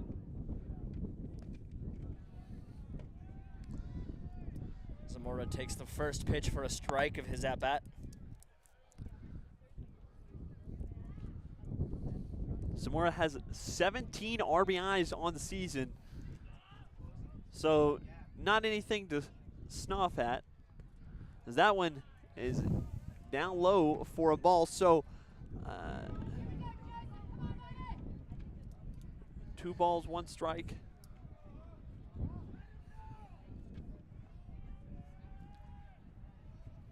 Excuse me, 1 ball, 1 strike. That one delivered, hit the pitcher's mound. Shortstop dives for that one, goes over his glove, and that'll be a single for Zamora as well. So both hitters in the bottom of this 5th inning who were looking for a hit have found one here. These App State hitters striking black and gold. So with the lone home run hitter, Denton, coming up to the batter's box to face the lefty pitcher, Dahl, looks like the Thundering Herd will have to meet with Dahl for a moment, go over some strategy, talk about it a little bit. We can see some people stretching a little bit in the Thundering Herd bullpen, but nobody warming up just yet. Can't help but think they're not gonna move on from Dahl just yet. But as you see some green jerseys moving towards the mound, you see the catcher in the bullpen throwing his gear back on. You can't help but think it's gonna come here in either the next inning or so. I think the plan here is to let Dahl go this bottom half of the 5th. Obviously, if things need a change, I think they'll make it, but still nothing to worry about just yet, even though you have 2 base runners on. Yeah, and you haven't seen movement in the Marshall bullpen until now, so it's not like suddenly someone's going to be warm and come out the next batter or something like that. It's still going to take a few batters of work from Dahl, so hopefully Marshall wants to get out of this inning as Denton lays down a bunt. A great bunt at that, and he'll reach first safely. Everyone will advance a base, so bases are loaded as Jake Muma steps in. Everyone's thinking home run. Denton places a perfect bunt down the third baseline, advances every runner, and he's able to get to first with no issues there. And I think that was exactly the plan. We saw that home run, and then his next time up to bat, we saw huge swings. And we knew that, we figured that he was going to take the same approach here in this at bat. Shows a bunt, a great bunt, catcher and pitcher can't decide whose ball it is, and he'll reach first safely. This one's delivered for a first pitch strike to Mumal.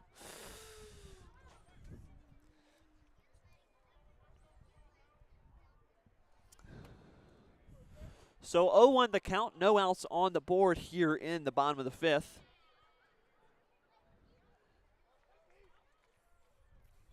This one up high for ball number one. So 1-1 now. And this is exactly the guy you want in this situation, batting almost 400 on the year. When a ball in play essentially scores a run, I agree, Eddie. Only 6 RBIs up to this point, though.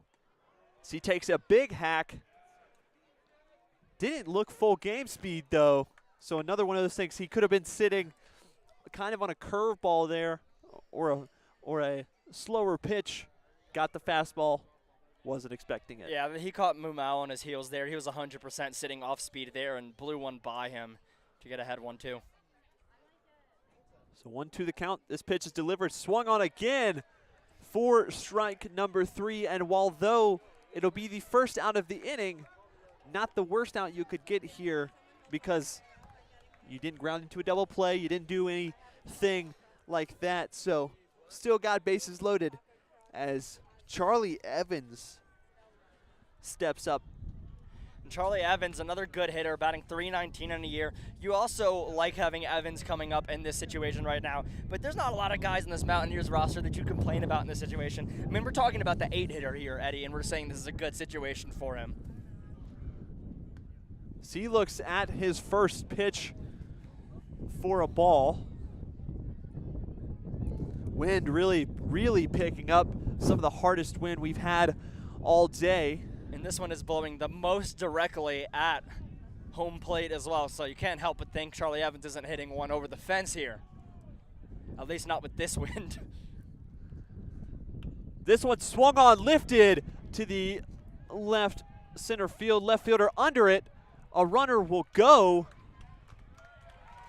and he'll score. Cameron Miller comes home from third. So Charlie Evans had a nice sac fly there.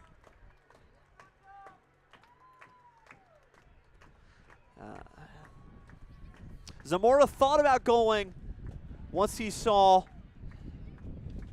Miller go, but the cutoff man held him at second.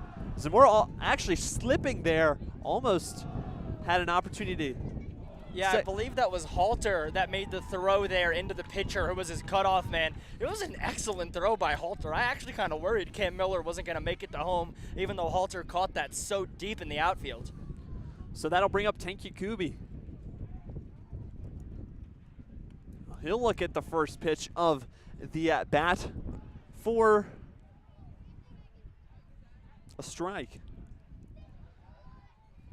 His last time up, he flew out to right field. Also had a pretty deep hit.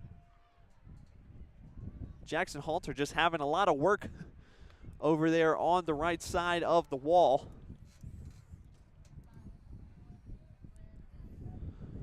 The count now to Yakubi, 1-1. 2 outs on the board, 2 runners aboard. Joseph Zamora and Colton Denton at second and first in that order. So I apologize, that was actually Batone that made the throw. I misspoke. That wasn't Halter, that was Batone who made that throw. Got to give credit where it's due. That was an excellent throw. I mean, he's got the strength. He's the leadoff guy for a reason. He's got the strength and he's got the speed. So that one in there for a strike. The count now 2-2 to Tank Yakubi.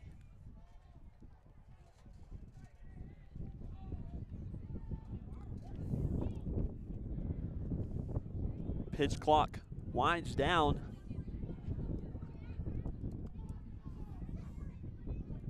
This one's delivered with 1 second left on the clock for a ball. The count will go to full, as we've seen so many times today. So 3-2 the count, 2 outs, 5-3 your score. App State on top of the Thundering Herd. As the runners go, this one lifted down the third base line. It'll go foul, so everyone will return to their homes as Yagoubi stays alive here. Full count, 2 outs. Arguably the most obvious hit and run situation you've ever seen in your life with runners on first and second. I can't think, but if this one drops, someone is at least trying for home. And they're both breaking immediately. This one swung on, lifted to right field. It'll get down. The right fielder hops. He'll make the throw over to second to keep Yagoubi from going to second, but one runner will score. That'll be Joseph Zamora. Colton Denton will move to third, so runners on the corners now as we head back to the top of this order where Steven Smith will look to take his hacks at it as well. And what I was about to say before he made contact was you're exactly right, Eddie. If that ball was put in play, that was scoring a run, because by the time that ball landed, you basically had Zamora surrounding third base.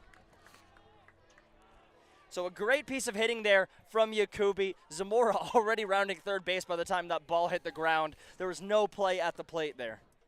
So that'll bring in the leadoff hitter, Steven Smith, as he takes a huge hack at it and fouls it back into the netting, hitting .386. So another scenario where this is exactly the guy you want with a runner 90 feet away. And Steven Smith has probably been the most complete hitter on this Mountaineers team to start the year. .386, but also having 3 home runs, 23 RBIs, finding his footing on the defensive side at shortstop after struggling to start the year. Just a wonderful sign to see him continue to improve. So this one lifted to left center field. It'll get down as well. That'll score Denton. Yagoubi comes around, gets to third, and Steven Smith will have a slide-in double to keep the scoring going here in the bottom of the 5th. App State extending that lead back out to 3. And it's a very simple rule. They punch, you punch back. That is how the App State offense is operating right now. As Marshall got 1 run in the first inning, they answered with 4 in the second inning. Now in the top of the 5th, Marshall getting 2, App State responding with 3 with still only 2 outs. So there's still more damage to be done, Eddie. So we see a mound visit here. The coach will give the signal, and we're bringing in someone new. I can't help but think of the trumpets for Edwin Diaz. We're not quite there in the 9th inning. We're not in a save situation. I don't know if it's a trumpet situation. Even if we were in Marshall, being down 7-3, I don't think you're playing music for the relief guy at this point. You're maybe playing music if he gets you out of this situation. So a new pitcher will come in. We'll update you with who it is and start this game back going when we return.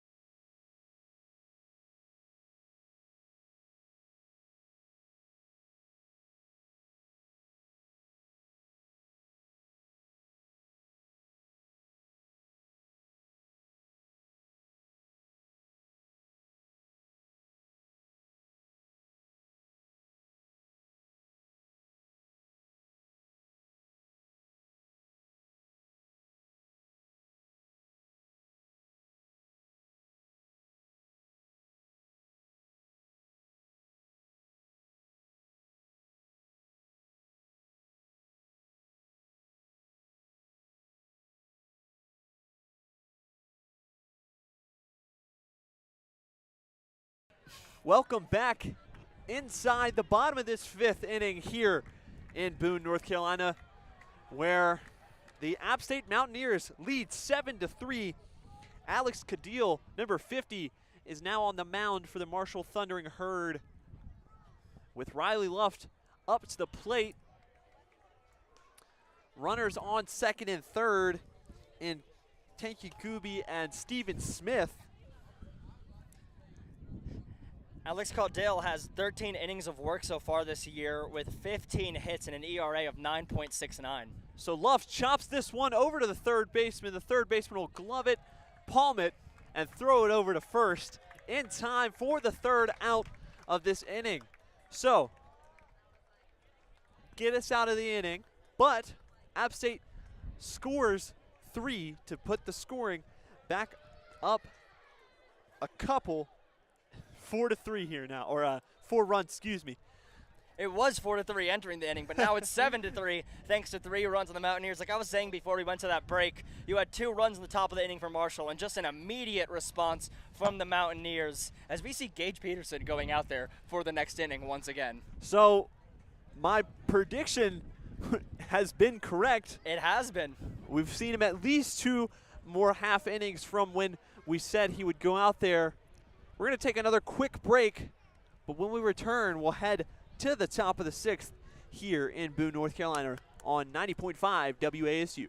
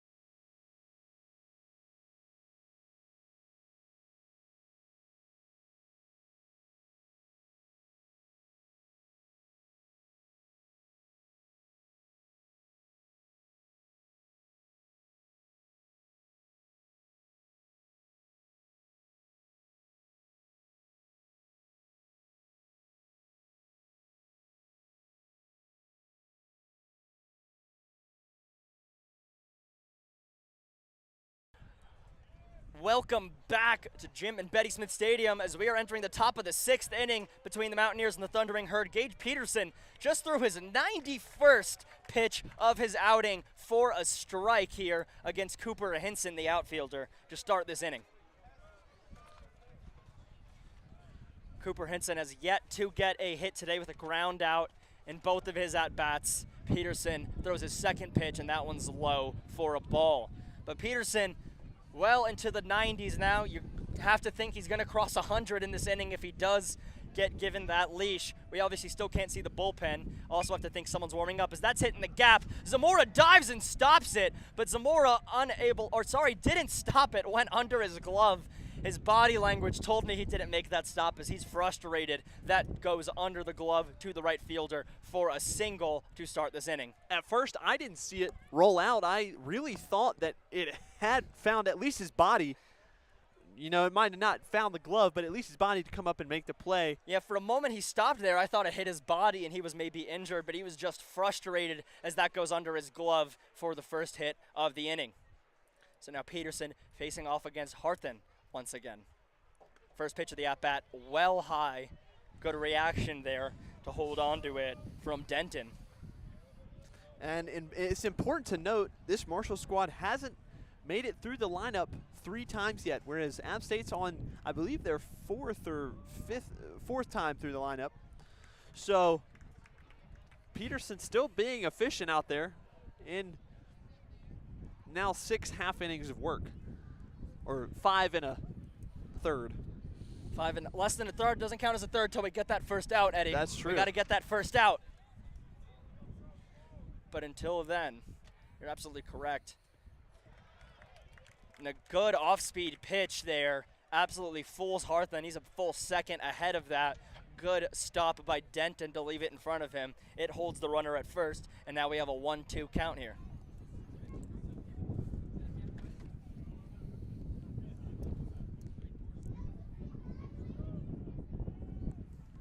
Delivers from Peterson.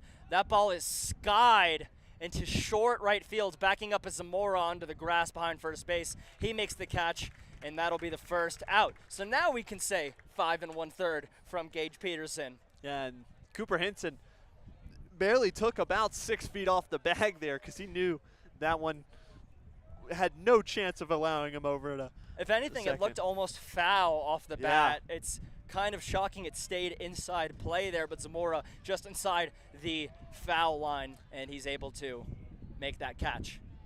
So the first pitch to Jack Smith, who's up again for Marshall, is a ball from Peterson. Jack Smith having a solid outing at shortstop so far.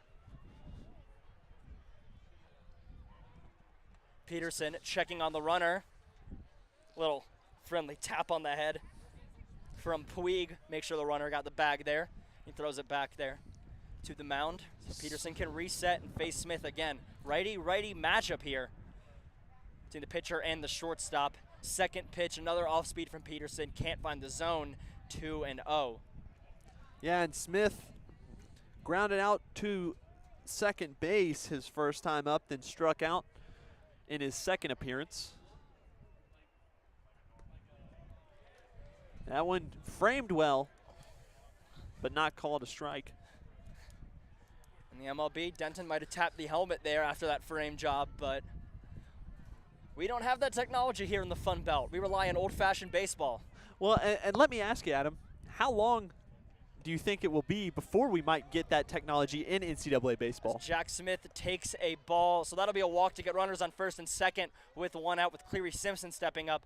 But I can't help but think it's going to come first for, you think about the College World Series, you think about those big games, the super regionals. I think you would see it in there before you see it in college baseball, and maybe even some fall ball leagues testing it out a little bit. I think it's going to be a while before you see it, but it's going to be very much an easing into it type situation. So now we see a mound visit for Gage Peterson, and I think this may be it for him as he's crossed over 100 pitches. He's now thrown 101 today.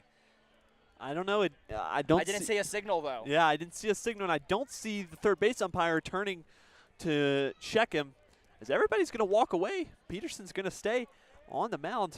So that might have just been a, hey, Gage, you feeling okay? Yeah. You feeling okay? Cool? Good. All right. Let's keep it rolling. I think after every situation here, it'll be one of those things where we check on and make sure he's doing good. At least maybe not a mound visit, but just like a thumbs up, something from the dugout. How's he feeling? But they're going to let him go for this next batter. So now a golden opportunity for Cleary Simpson with runners on first and second as he hacks that one towards left field, but that's going to go foul.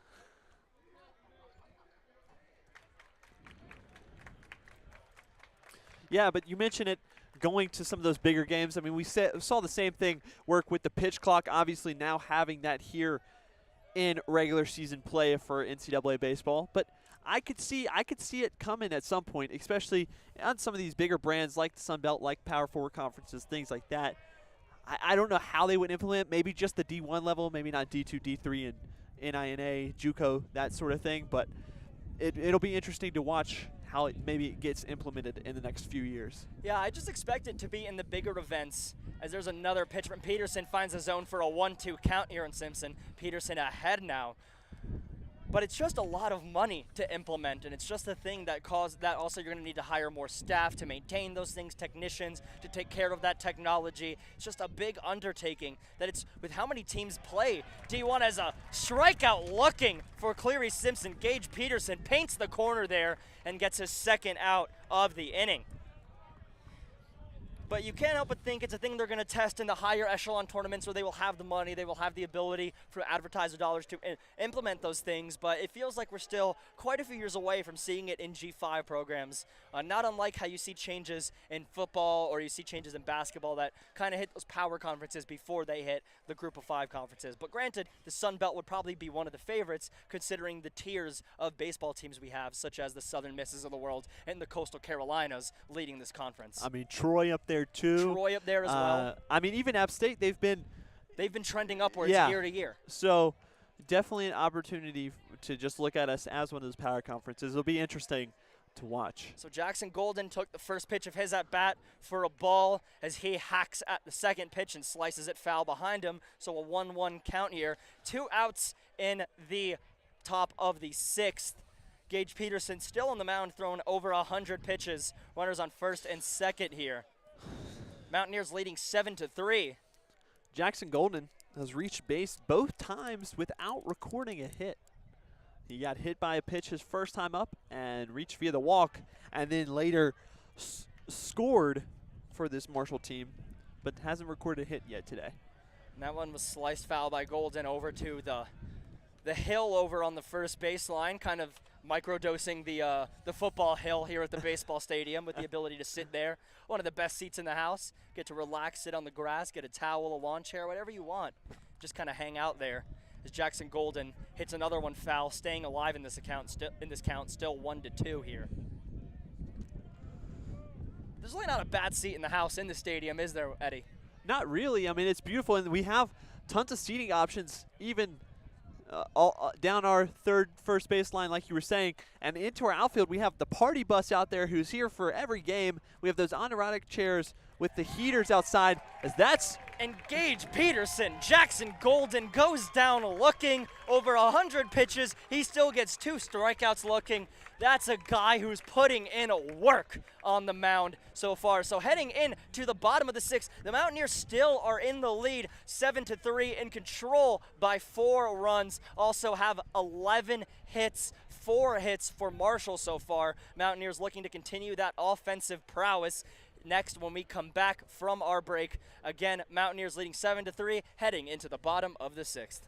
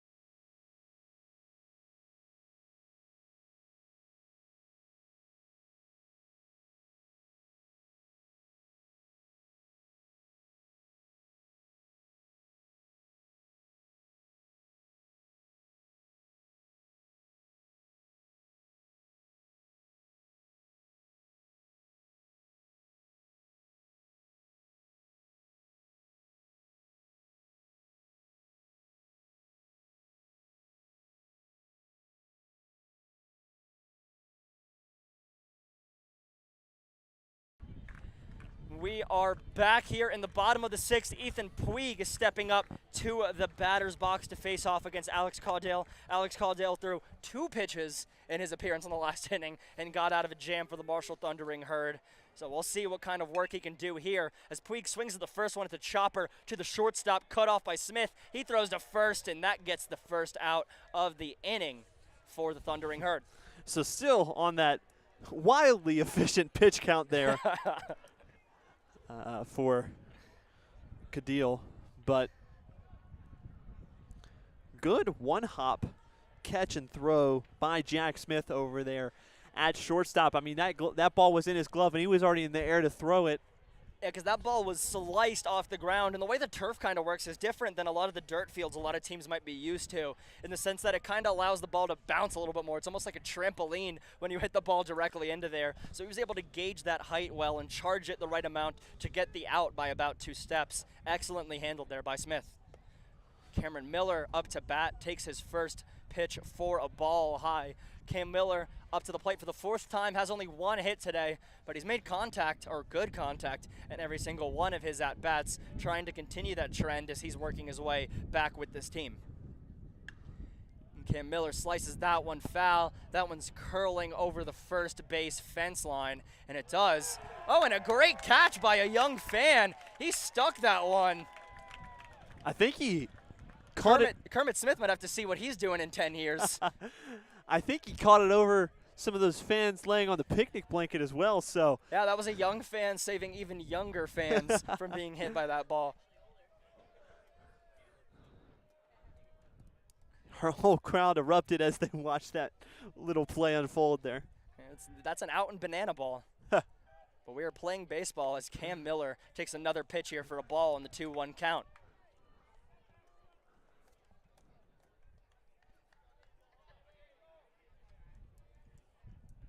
So look over to the knoll. The kid's now having a catch with that ball. Hey, that's a benefit of catching a foul ball. As Cam Miller slices another one foul, but no one's going to be able to catch that one as that one goes into the woods. Maybe a deer will catch it. Maybe a fox. Who knows? I'm sure they'd appreciate a souvenir as much as you and me. A fox playing baseball would make a great children's book, Adam. It would. Tell me he wouldn't be one heck of a middle infielder. With that speed, with that agility, being able to cut on a dime like that, I'm telling you. That's a Gold Glove winner every year as Cam Miller hits another one foul, staying alive in this 2-2 count. I feel like any moment we're going to hear the BG staying alive play on the PA system from one more foul slice here.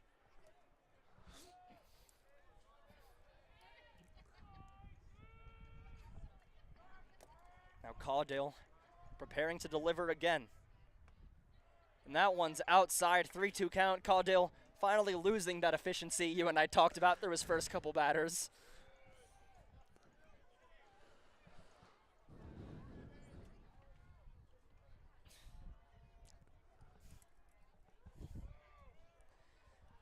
Caudill delivers the 3-2 pitch, and Cam Miller takes that one for a strike. An inside paint job by Caudill. Catches Miller sleeping. He knew that was a strike by his body language. Kind of winced as soon as he took that one. So now 2 outs as Joseph Zamora steps up to the plate with nobody on base.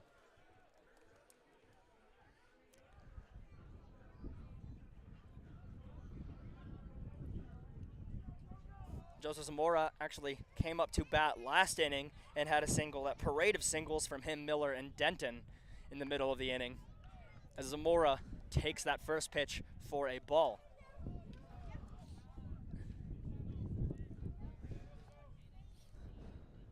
Yeah, and I hope to see Zamora just play a little bit looser now in that batter's box after securing a hit. Zamora takes a big swing there. Maybe he heard you. Maybe he was swinging loose there, but he fans on it as it's a 1-1 count now. But I agree with you. Zamora, been following this baseball team for a few years now, and he instantly became one of my favorite players with the energy he plays with the consistency he shows up with on either the field or with the bat. He seems to play both sides extremely well. And you'd like to see him play with a little bit less pressure on his shoulders, because you know when he's having fun out there, he looks like the best baseball player he can be. As now he fouled one back. It's a 1-2 count for Zamora. And I think he found it off of his left foot there. Saw him wince a little bit, just checking it out. Yeah, he still looks his foot good there, looking at it, making sure he's okay to continue this at bat. There's also a shift over onto second base. There's a giant gap over by third base. Shortstop cheating over almost over the second base bag, and 3 guys in that second base gap. That play we talked about earlier where the first baseman dove and kind of allowed Zamora to get on base. Exact same shift that we saw that inning. Third baseman just coming across. Not even third baseman came from third base and is now splitting second and short here as another kind of rover player. That's only something I see in Little League Baseball when I call it over the summers, because they're allowed to have a rover player.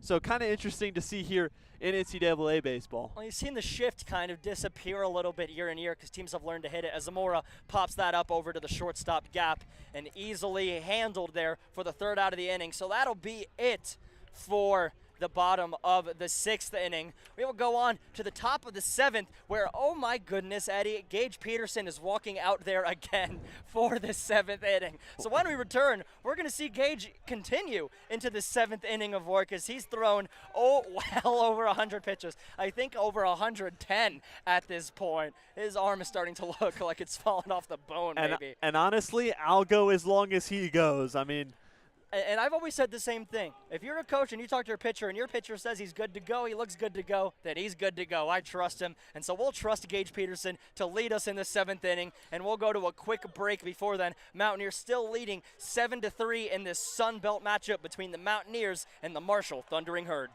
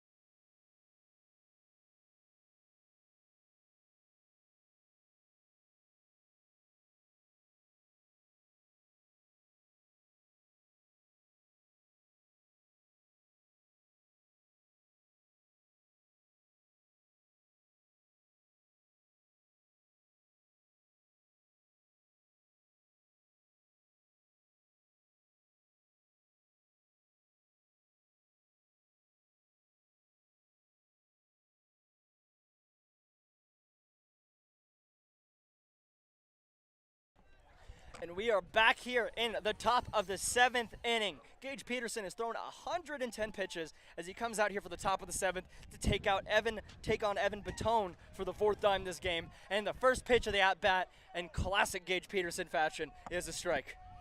Yeah, I mean, that's what you want to see, especially when you got a guy throwing over 100 pitches now, close to that 110 mark.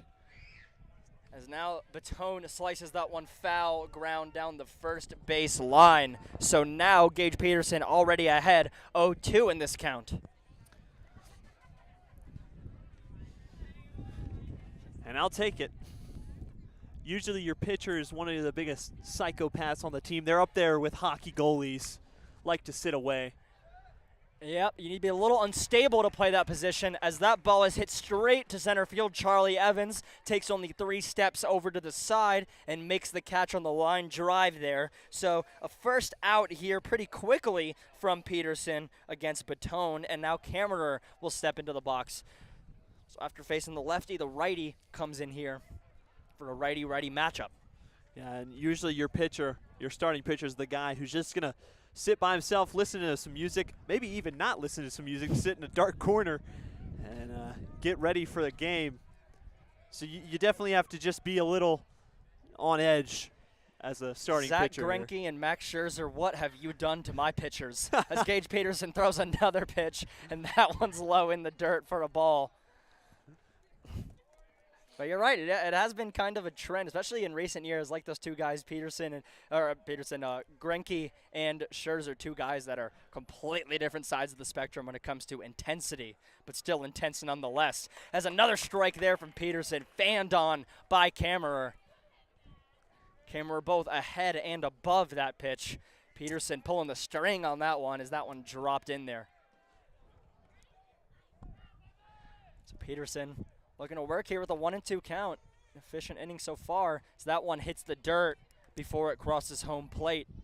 So that'll be a 2-2 count. 114 pitches, I believe, for Gage Peterson. At this point, do we see him go the entire game? Who knows at this point, Eddie?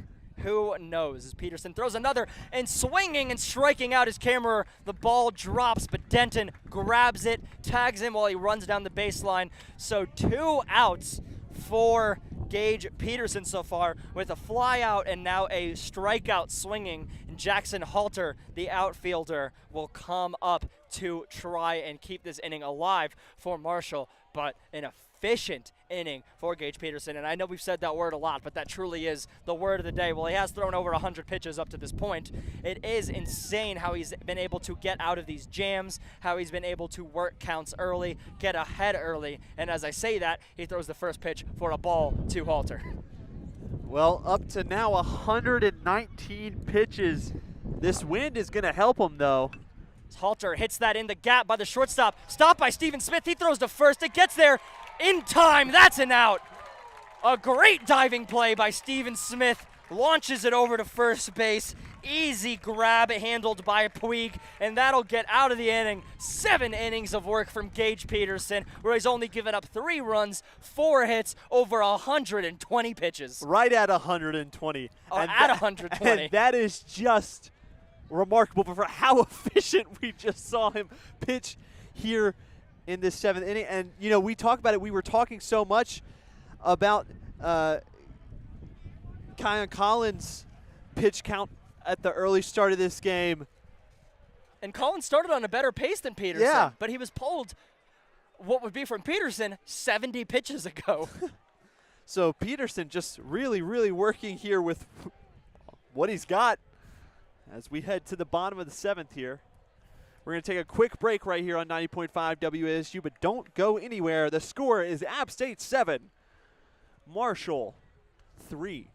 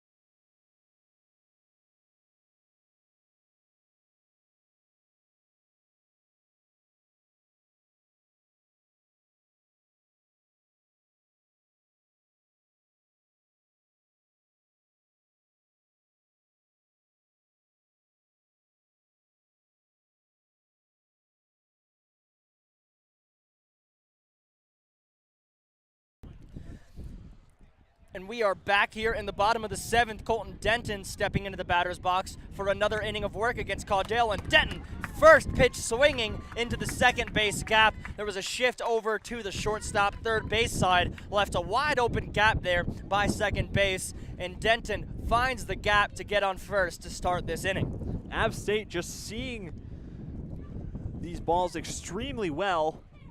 And the story that we knew was going to happen this entire game, App State not just seeing balls well, but being able to convert things. We've seen that happen here thus far. So it's really interesting to just continue to watch as they try to add on to this lead. So Jake Mumau showing bunt on the first pitch of the at-bat, but that goes right by him for a strike to start here.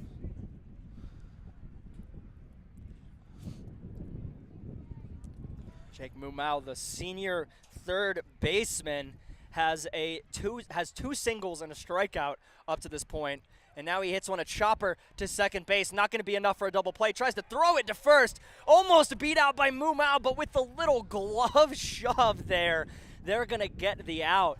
On the charging play there from, I believe that was Tyler Kame, who's come in to second base as a defensive substitution. And he just throws that with his glove to Havrila over at first base, and that'll be an out. But not without advancing the runner here. So Charlie Evans will step up to the dish with a runner in scoring position and 1 out here. Mountaineers leading 7-3 in the bottom of the 7th.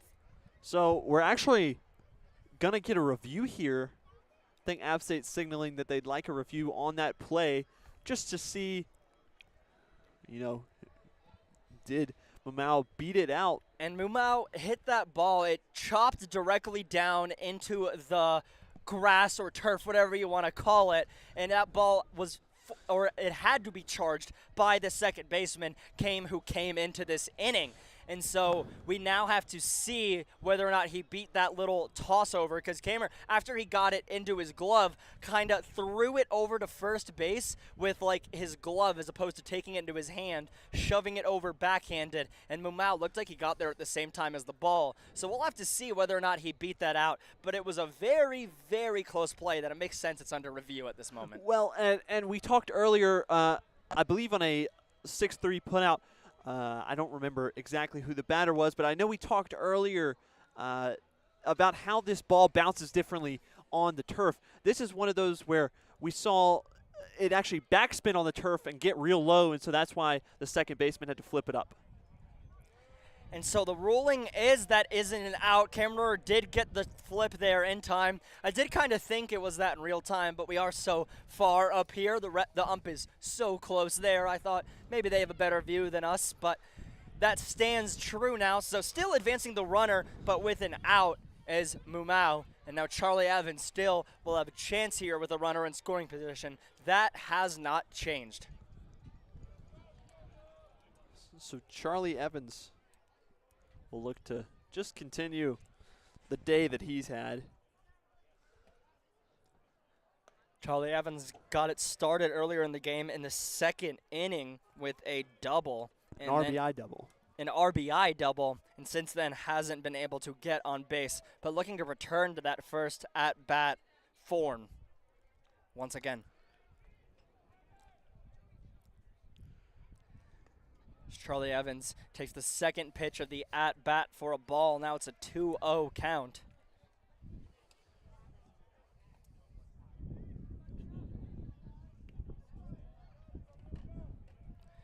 Now Caldale thrown over 20 pitches.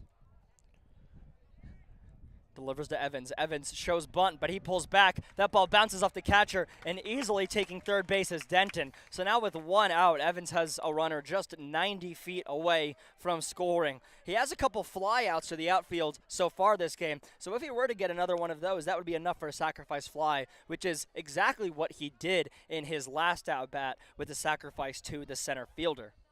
Or sorry, to the left fielder. We are approaching 1:30 p.m. Eastern Standard Time. So this game has been going on for about 2.5 hours here. So you're making good time earlier, but we've slowed down a bit later here as the pitching changes have happened. It's still warm out here. It's listed at 69 degrees outside at the moment, but it feels nicer than that with a little bit of a breeze and some cloud coverage coming in. And now we're going to get a mound visit while it looks like someone is going to be coming out of the bullpen. We've seen a couple pitchers warming up there in green for the Thundering Herd. We're seeing that gate open. So it looks like we're going to take a quick break here. And when we come back, we're going to have a new pitcher on the mound for Marshall, as App State looks to continue this offense they've had with Charlie Evans on first base, Colton Denton on third, and Tank Yakubi coming up to bat next.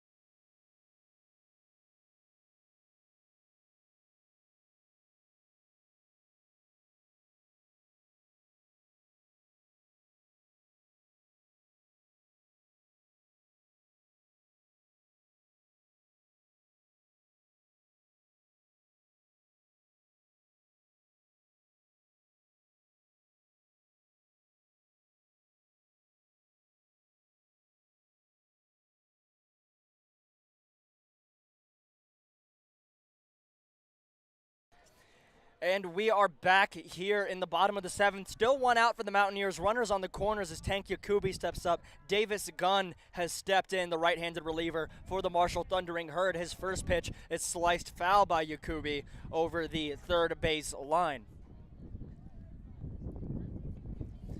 This will be yet another pitcher, the fourth pitcher of the day for the Thundering Herd. The Mountaineers still have yet to have anybody in the game except for Gage Peterson through 7 innings of work. It's a big hack taken by Yakubi.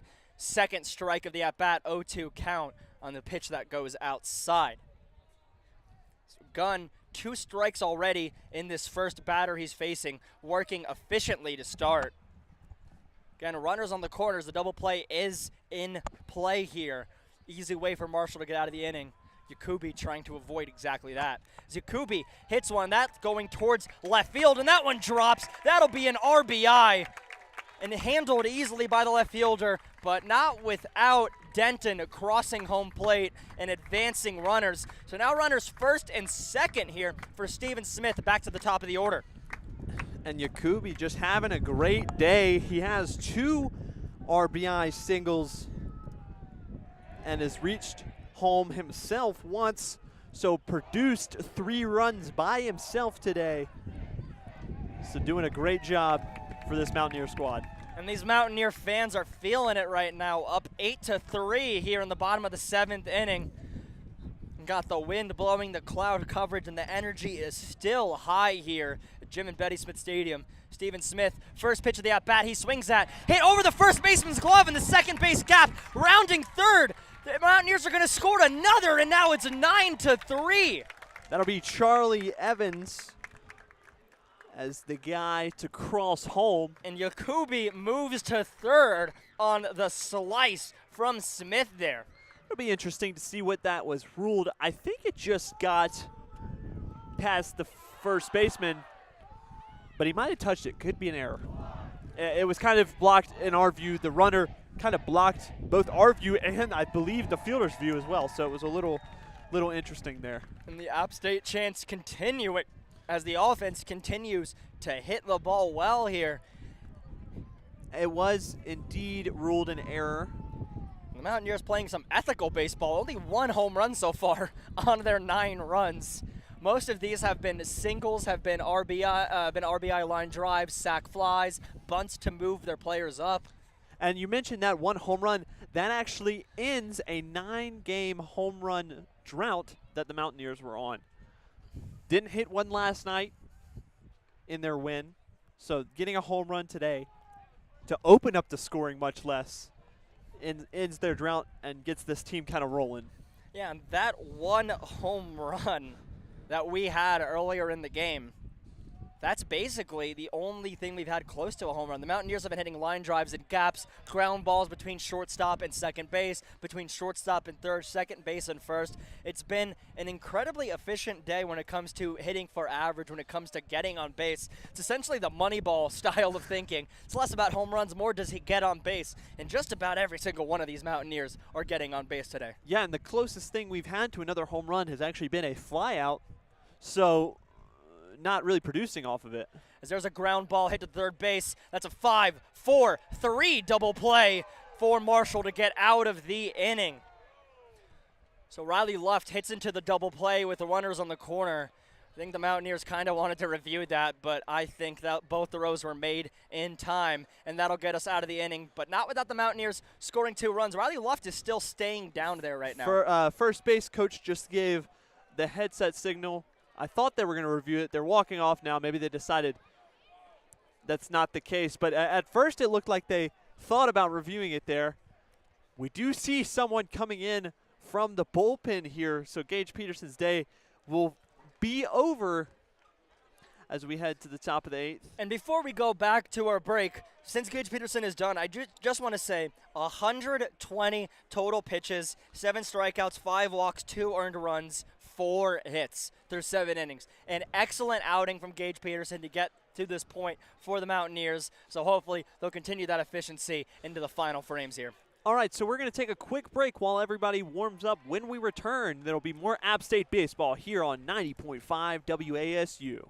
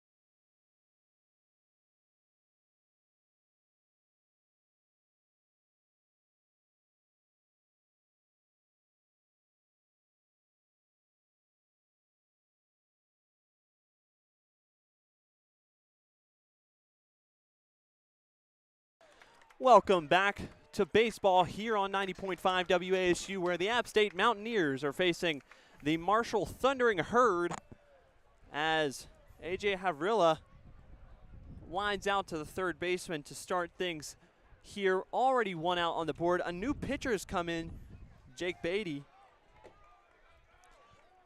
Rain is expected to fall in the next few minutes, so we may call a delay on the broadcast. The game might still be going on, but we have to limit how much our equipment is out in the rain. Yeah, for those of you who don't know, we are sitting here at Jim and Betty Smith Stadium on a folding picnic table as if we were at a house party, calling in wide open air with no awning, no nothing. So every drop of rain feels like I'm about to lose $1,000 on my computer. We are very fortunate to have this space, though. So we are very thank you, fortunate to have Athletics. this space. We appreciate App State Athletics for giving us the opportunity to call these baseball games. I just wish I remembered an umbrella, Eddie. Again, I didn't see a cloud in sight earlier today, but this doesn't feel like much rain. It's just a little bit of a drizzle so far. Hopefully this is the worst it gets. Obviously, we're not even close to a rain delay for the baseball game, but you see fans moving up, looking to get their rain jackets, looking to get some ponchos, some umbrellas, something to stay dry, is assuming this will get worse. And knowing Boone weather, this might get worse, Eddie. Yep, and we're just excited to be here. I'm just happy to be here, man. We say as we start to get hit by these drops. But again, nothing crazy yet. Just got to protect the expensive things, if you will. I am not one of the expensive things. I don't mind standing in the rain. So Everything's covered, though, right here. So having a bit of a delay right now. Yeah. I think they're trying to see if a runner possibly beat out a throw, or they're trying to decide if they want to go into maybe a rain delay here. Oh, I'm sure they won't. I've seen much worse rain for these players to play through. Short of thunder and lightning, you could be monsooning at Jim and Betty Smith Stadium, and this team will keep playing. This team will keep shoving. So we see the umpire kind of standing out. People do begin to clear out a little bit, but still a healthy crowd of people here today. And so it looks like we did have a review. And we're seeing the review. And the review is that the runner at first was out. So you were correct, Eddie. They were checking that out at first base. And upon further review, he is out. So that'll be the first out of the inning for Jake Beatty.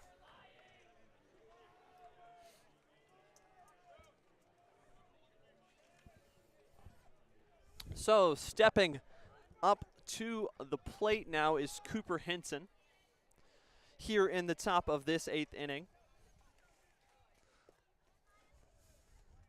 He faces his first pitch that was Cooper Henson. That's what they reviewed. They called it a ball. Right, they called it a ball. Okay. Right, okay, that's what it was. We got an ABS challenge, essentially. Yeah. They called it a ball, gave him the base. Then there with the 3-2 count, he gets struck out by Beatty. So Yeah, the rain mixed with covering everything just threw me off there. I apologize to our listeners. So we're now up to 2 outs Yes. on the inning for Yes, Beatty. Yep. All right, so now that we're back kind of in order here.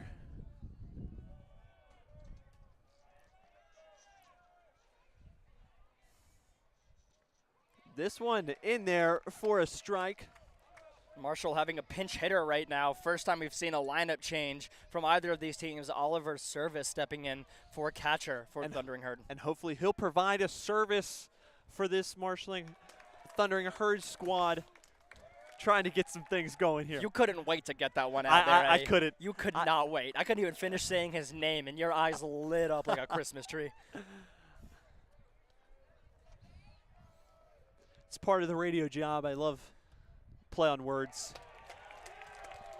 And a huge hack from Service, and Beatty gets the strikeout. So he really did a disservice to this Marshall team. And we'll head into the bottom of the 8th as things are just getting going here. They're getting grayer, but it's staying dry. Staying dry, not really many droplets here. We're going to stay on the radio for now on air. We'll let you guys know if anything changes when we return.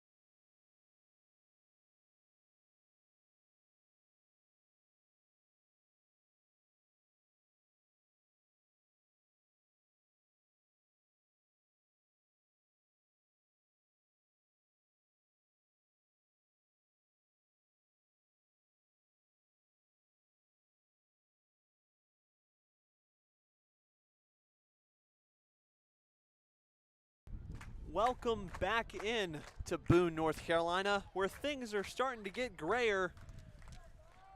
But we're still going as Ethan Puig steps into the box for App State to start things off here in the bottom of the 8th inning.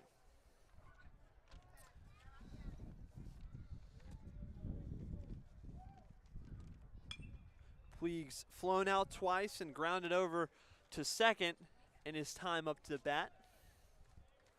So he fouls that one off for strike number 1.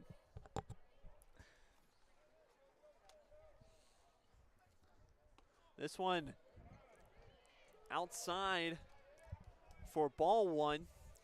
Ethan Puig yet to get a hit today. He has a walk in his first plate appearance in the first inning, and since then 3 groundouts.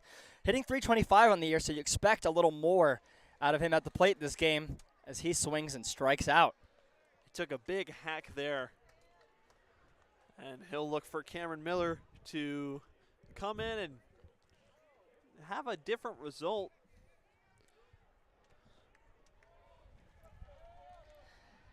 Then 3 of his 4 at-bats, I believe, up to this point. Only 1 hit so far from Cameron Miller.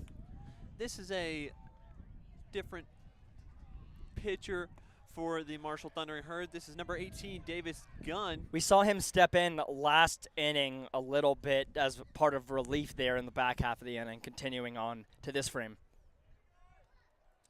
So Gunn delivers. Miller lines it over to shortstop. It'll bounce over Jack Smith's glove, and Miller will have another single on the day. It's just so funny that even when he gets on base, he's hitting a missile straight at a fielder. I mean, he's making great contact again and time again. That one just right at the shortstop, but it thankfully got over his glove for the Mountaineers as they are looking to tack on to this 6-run lead.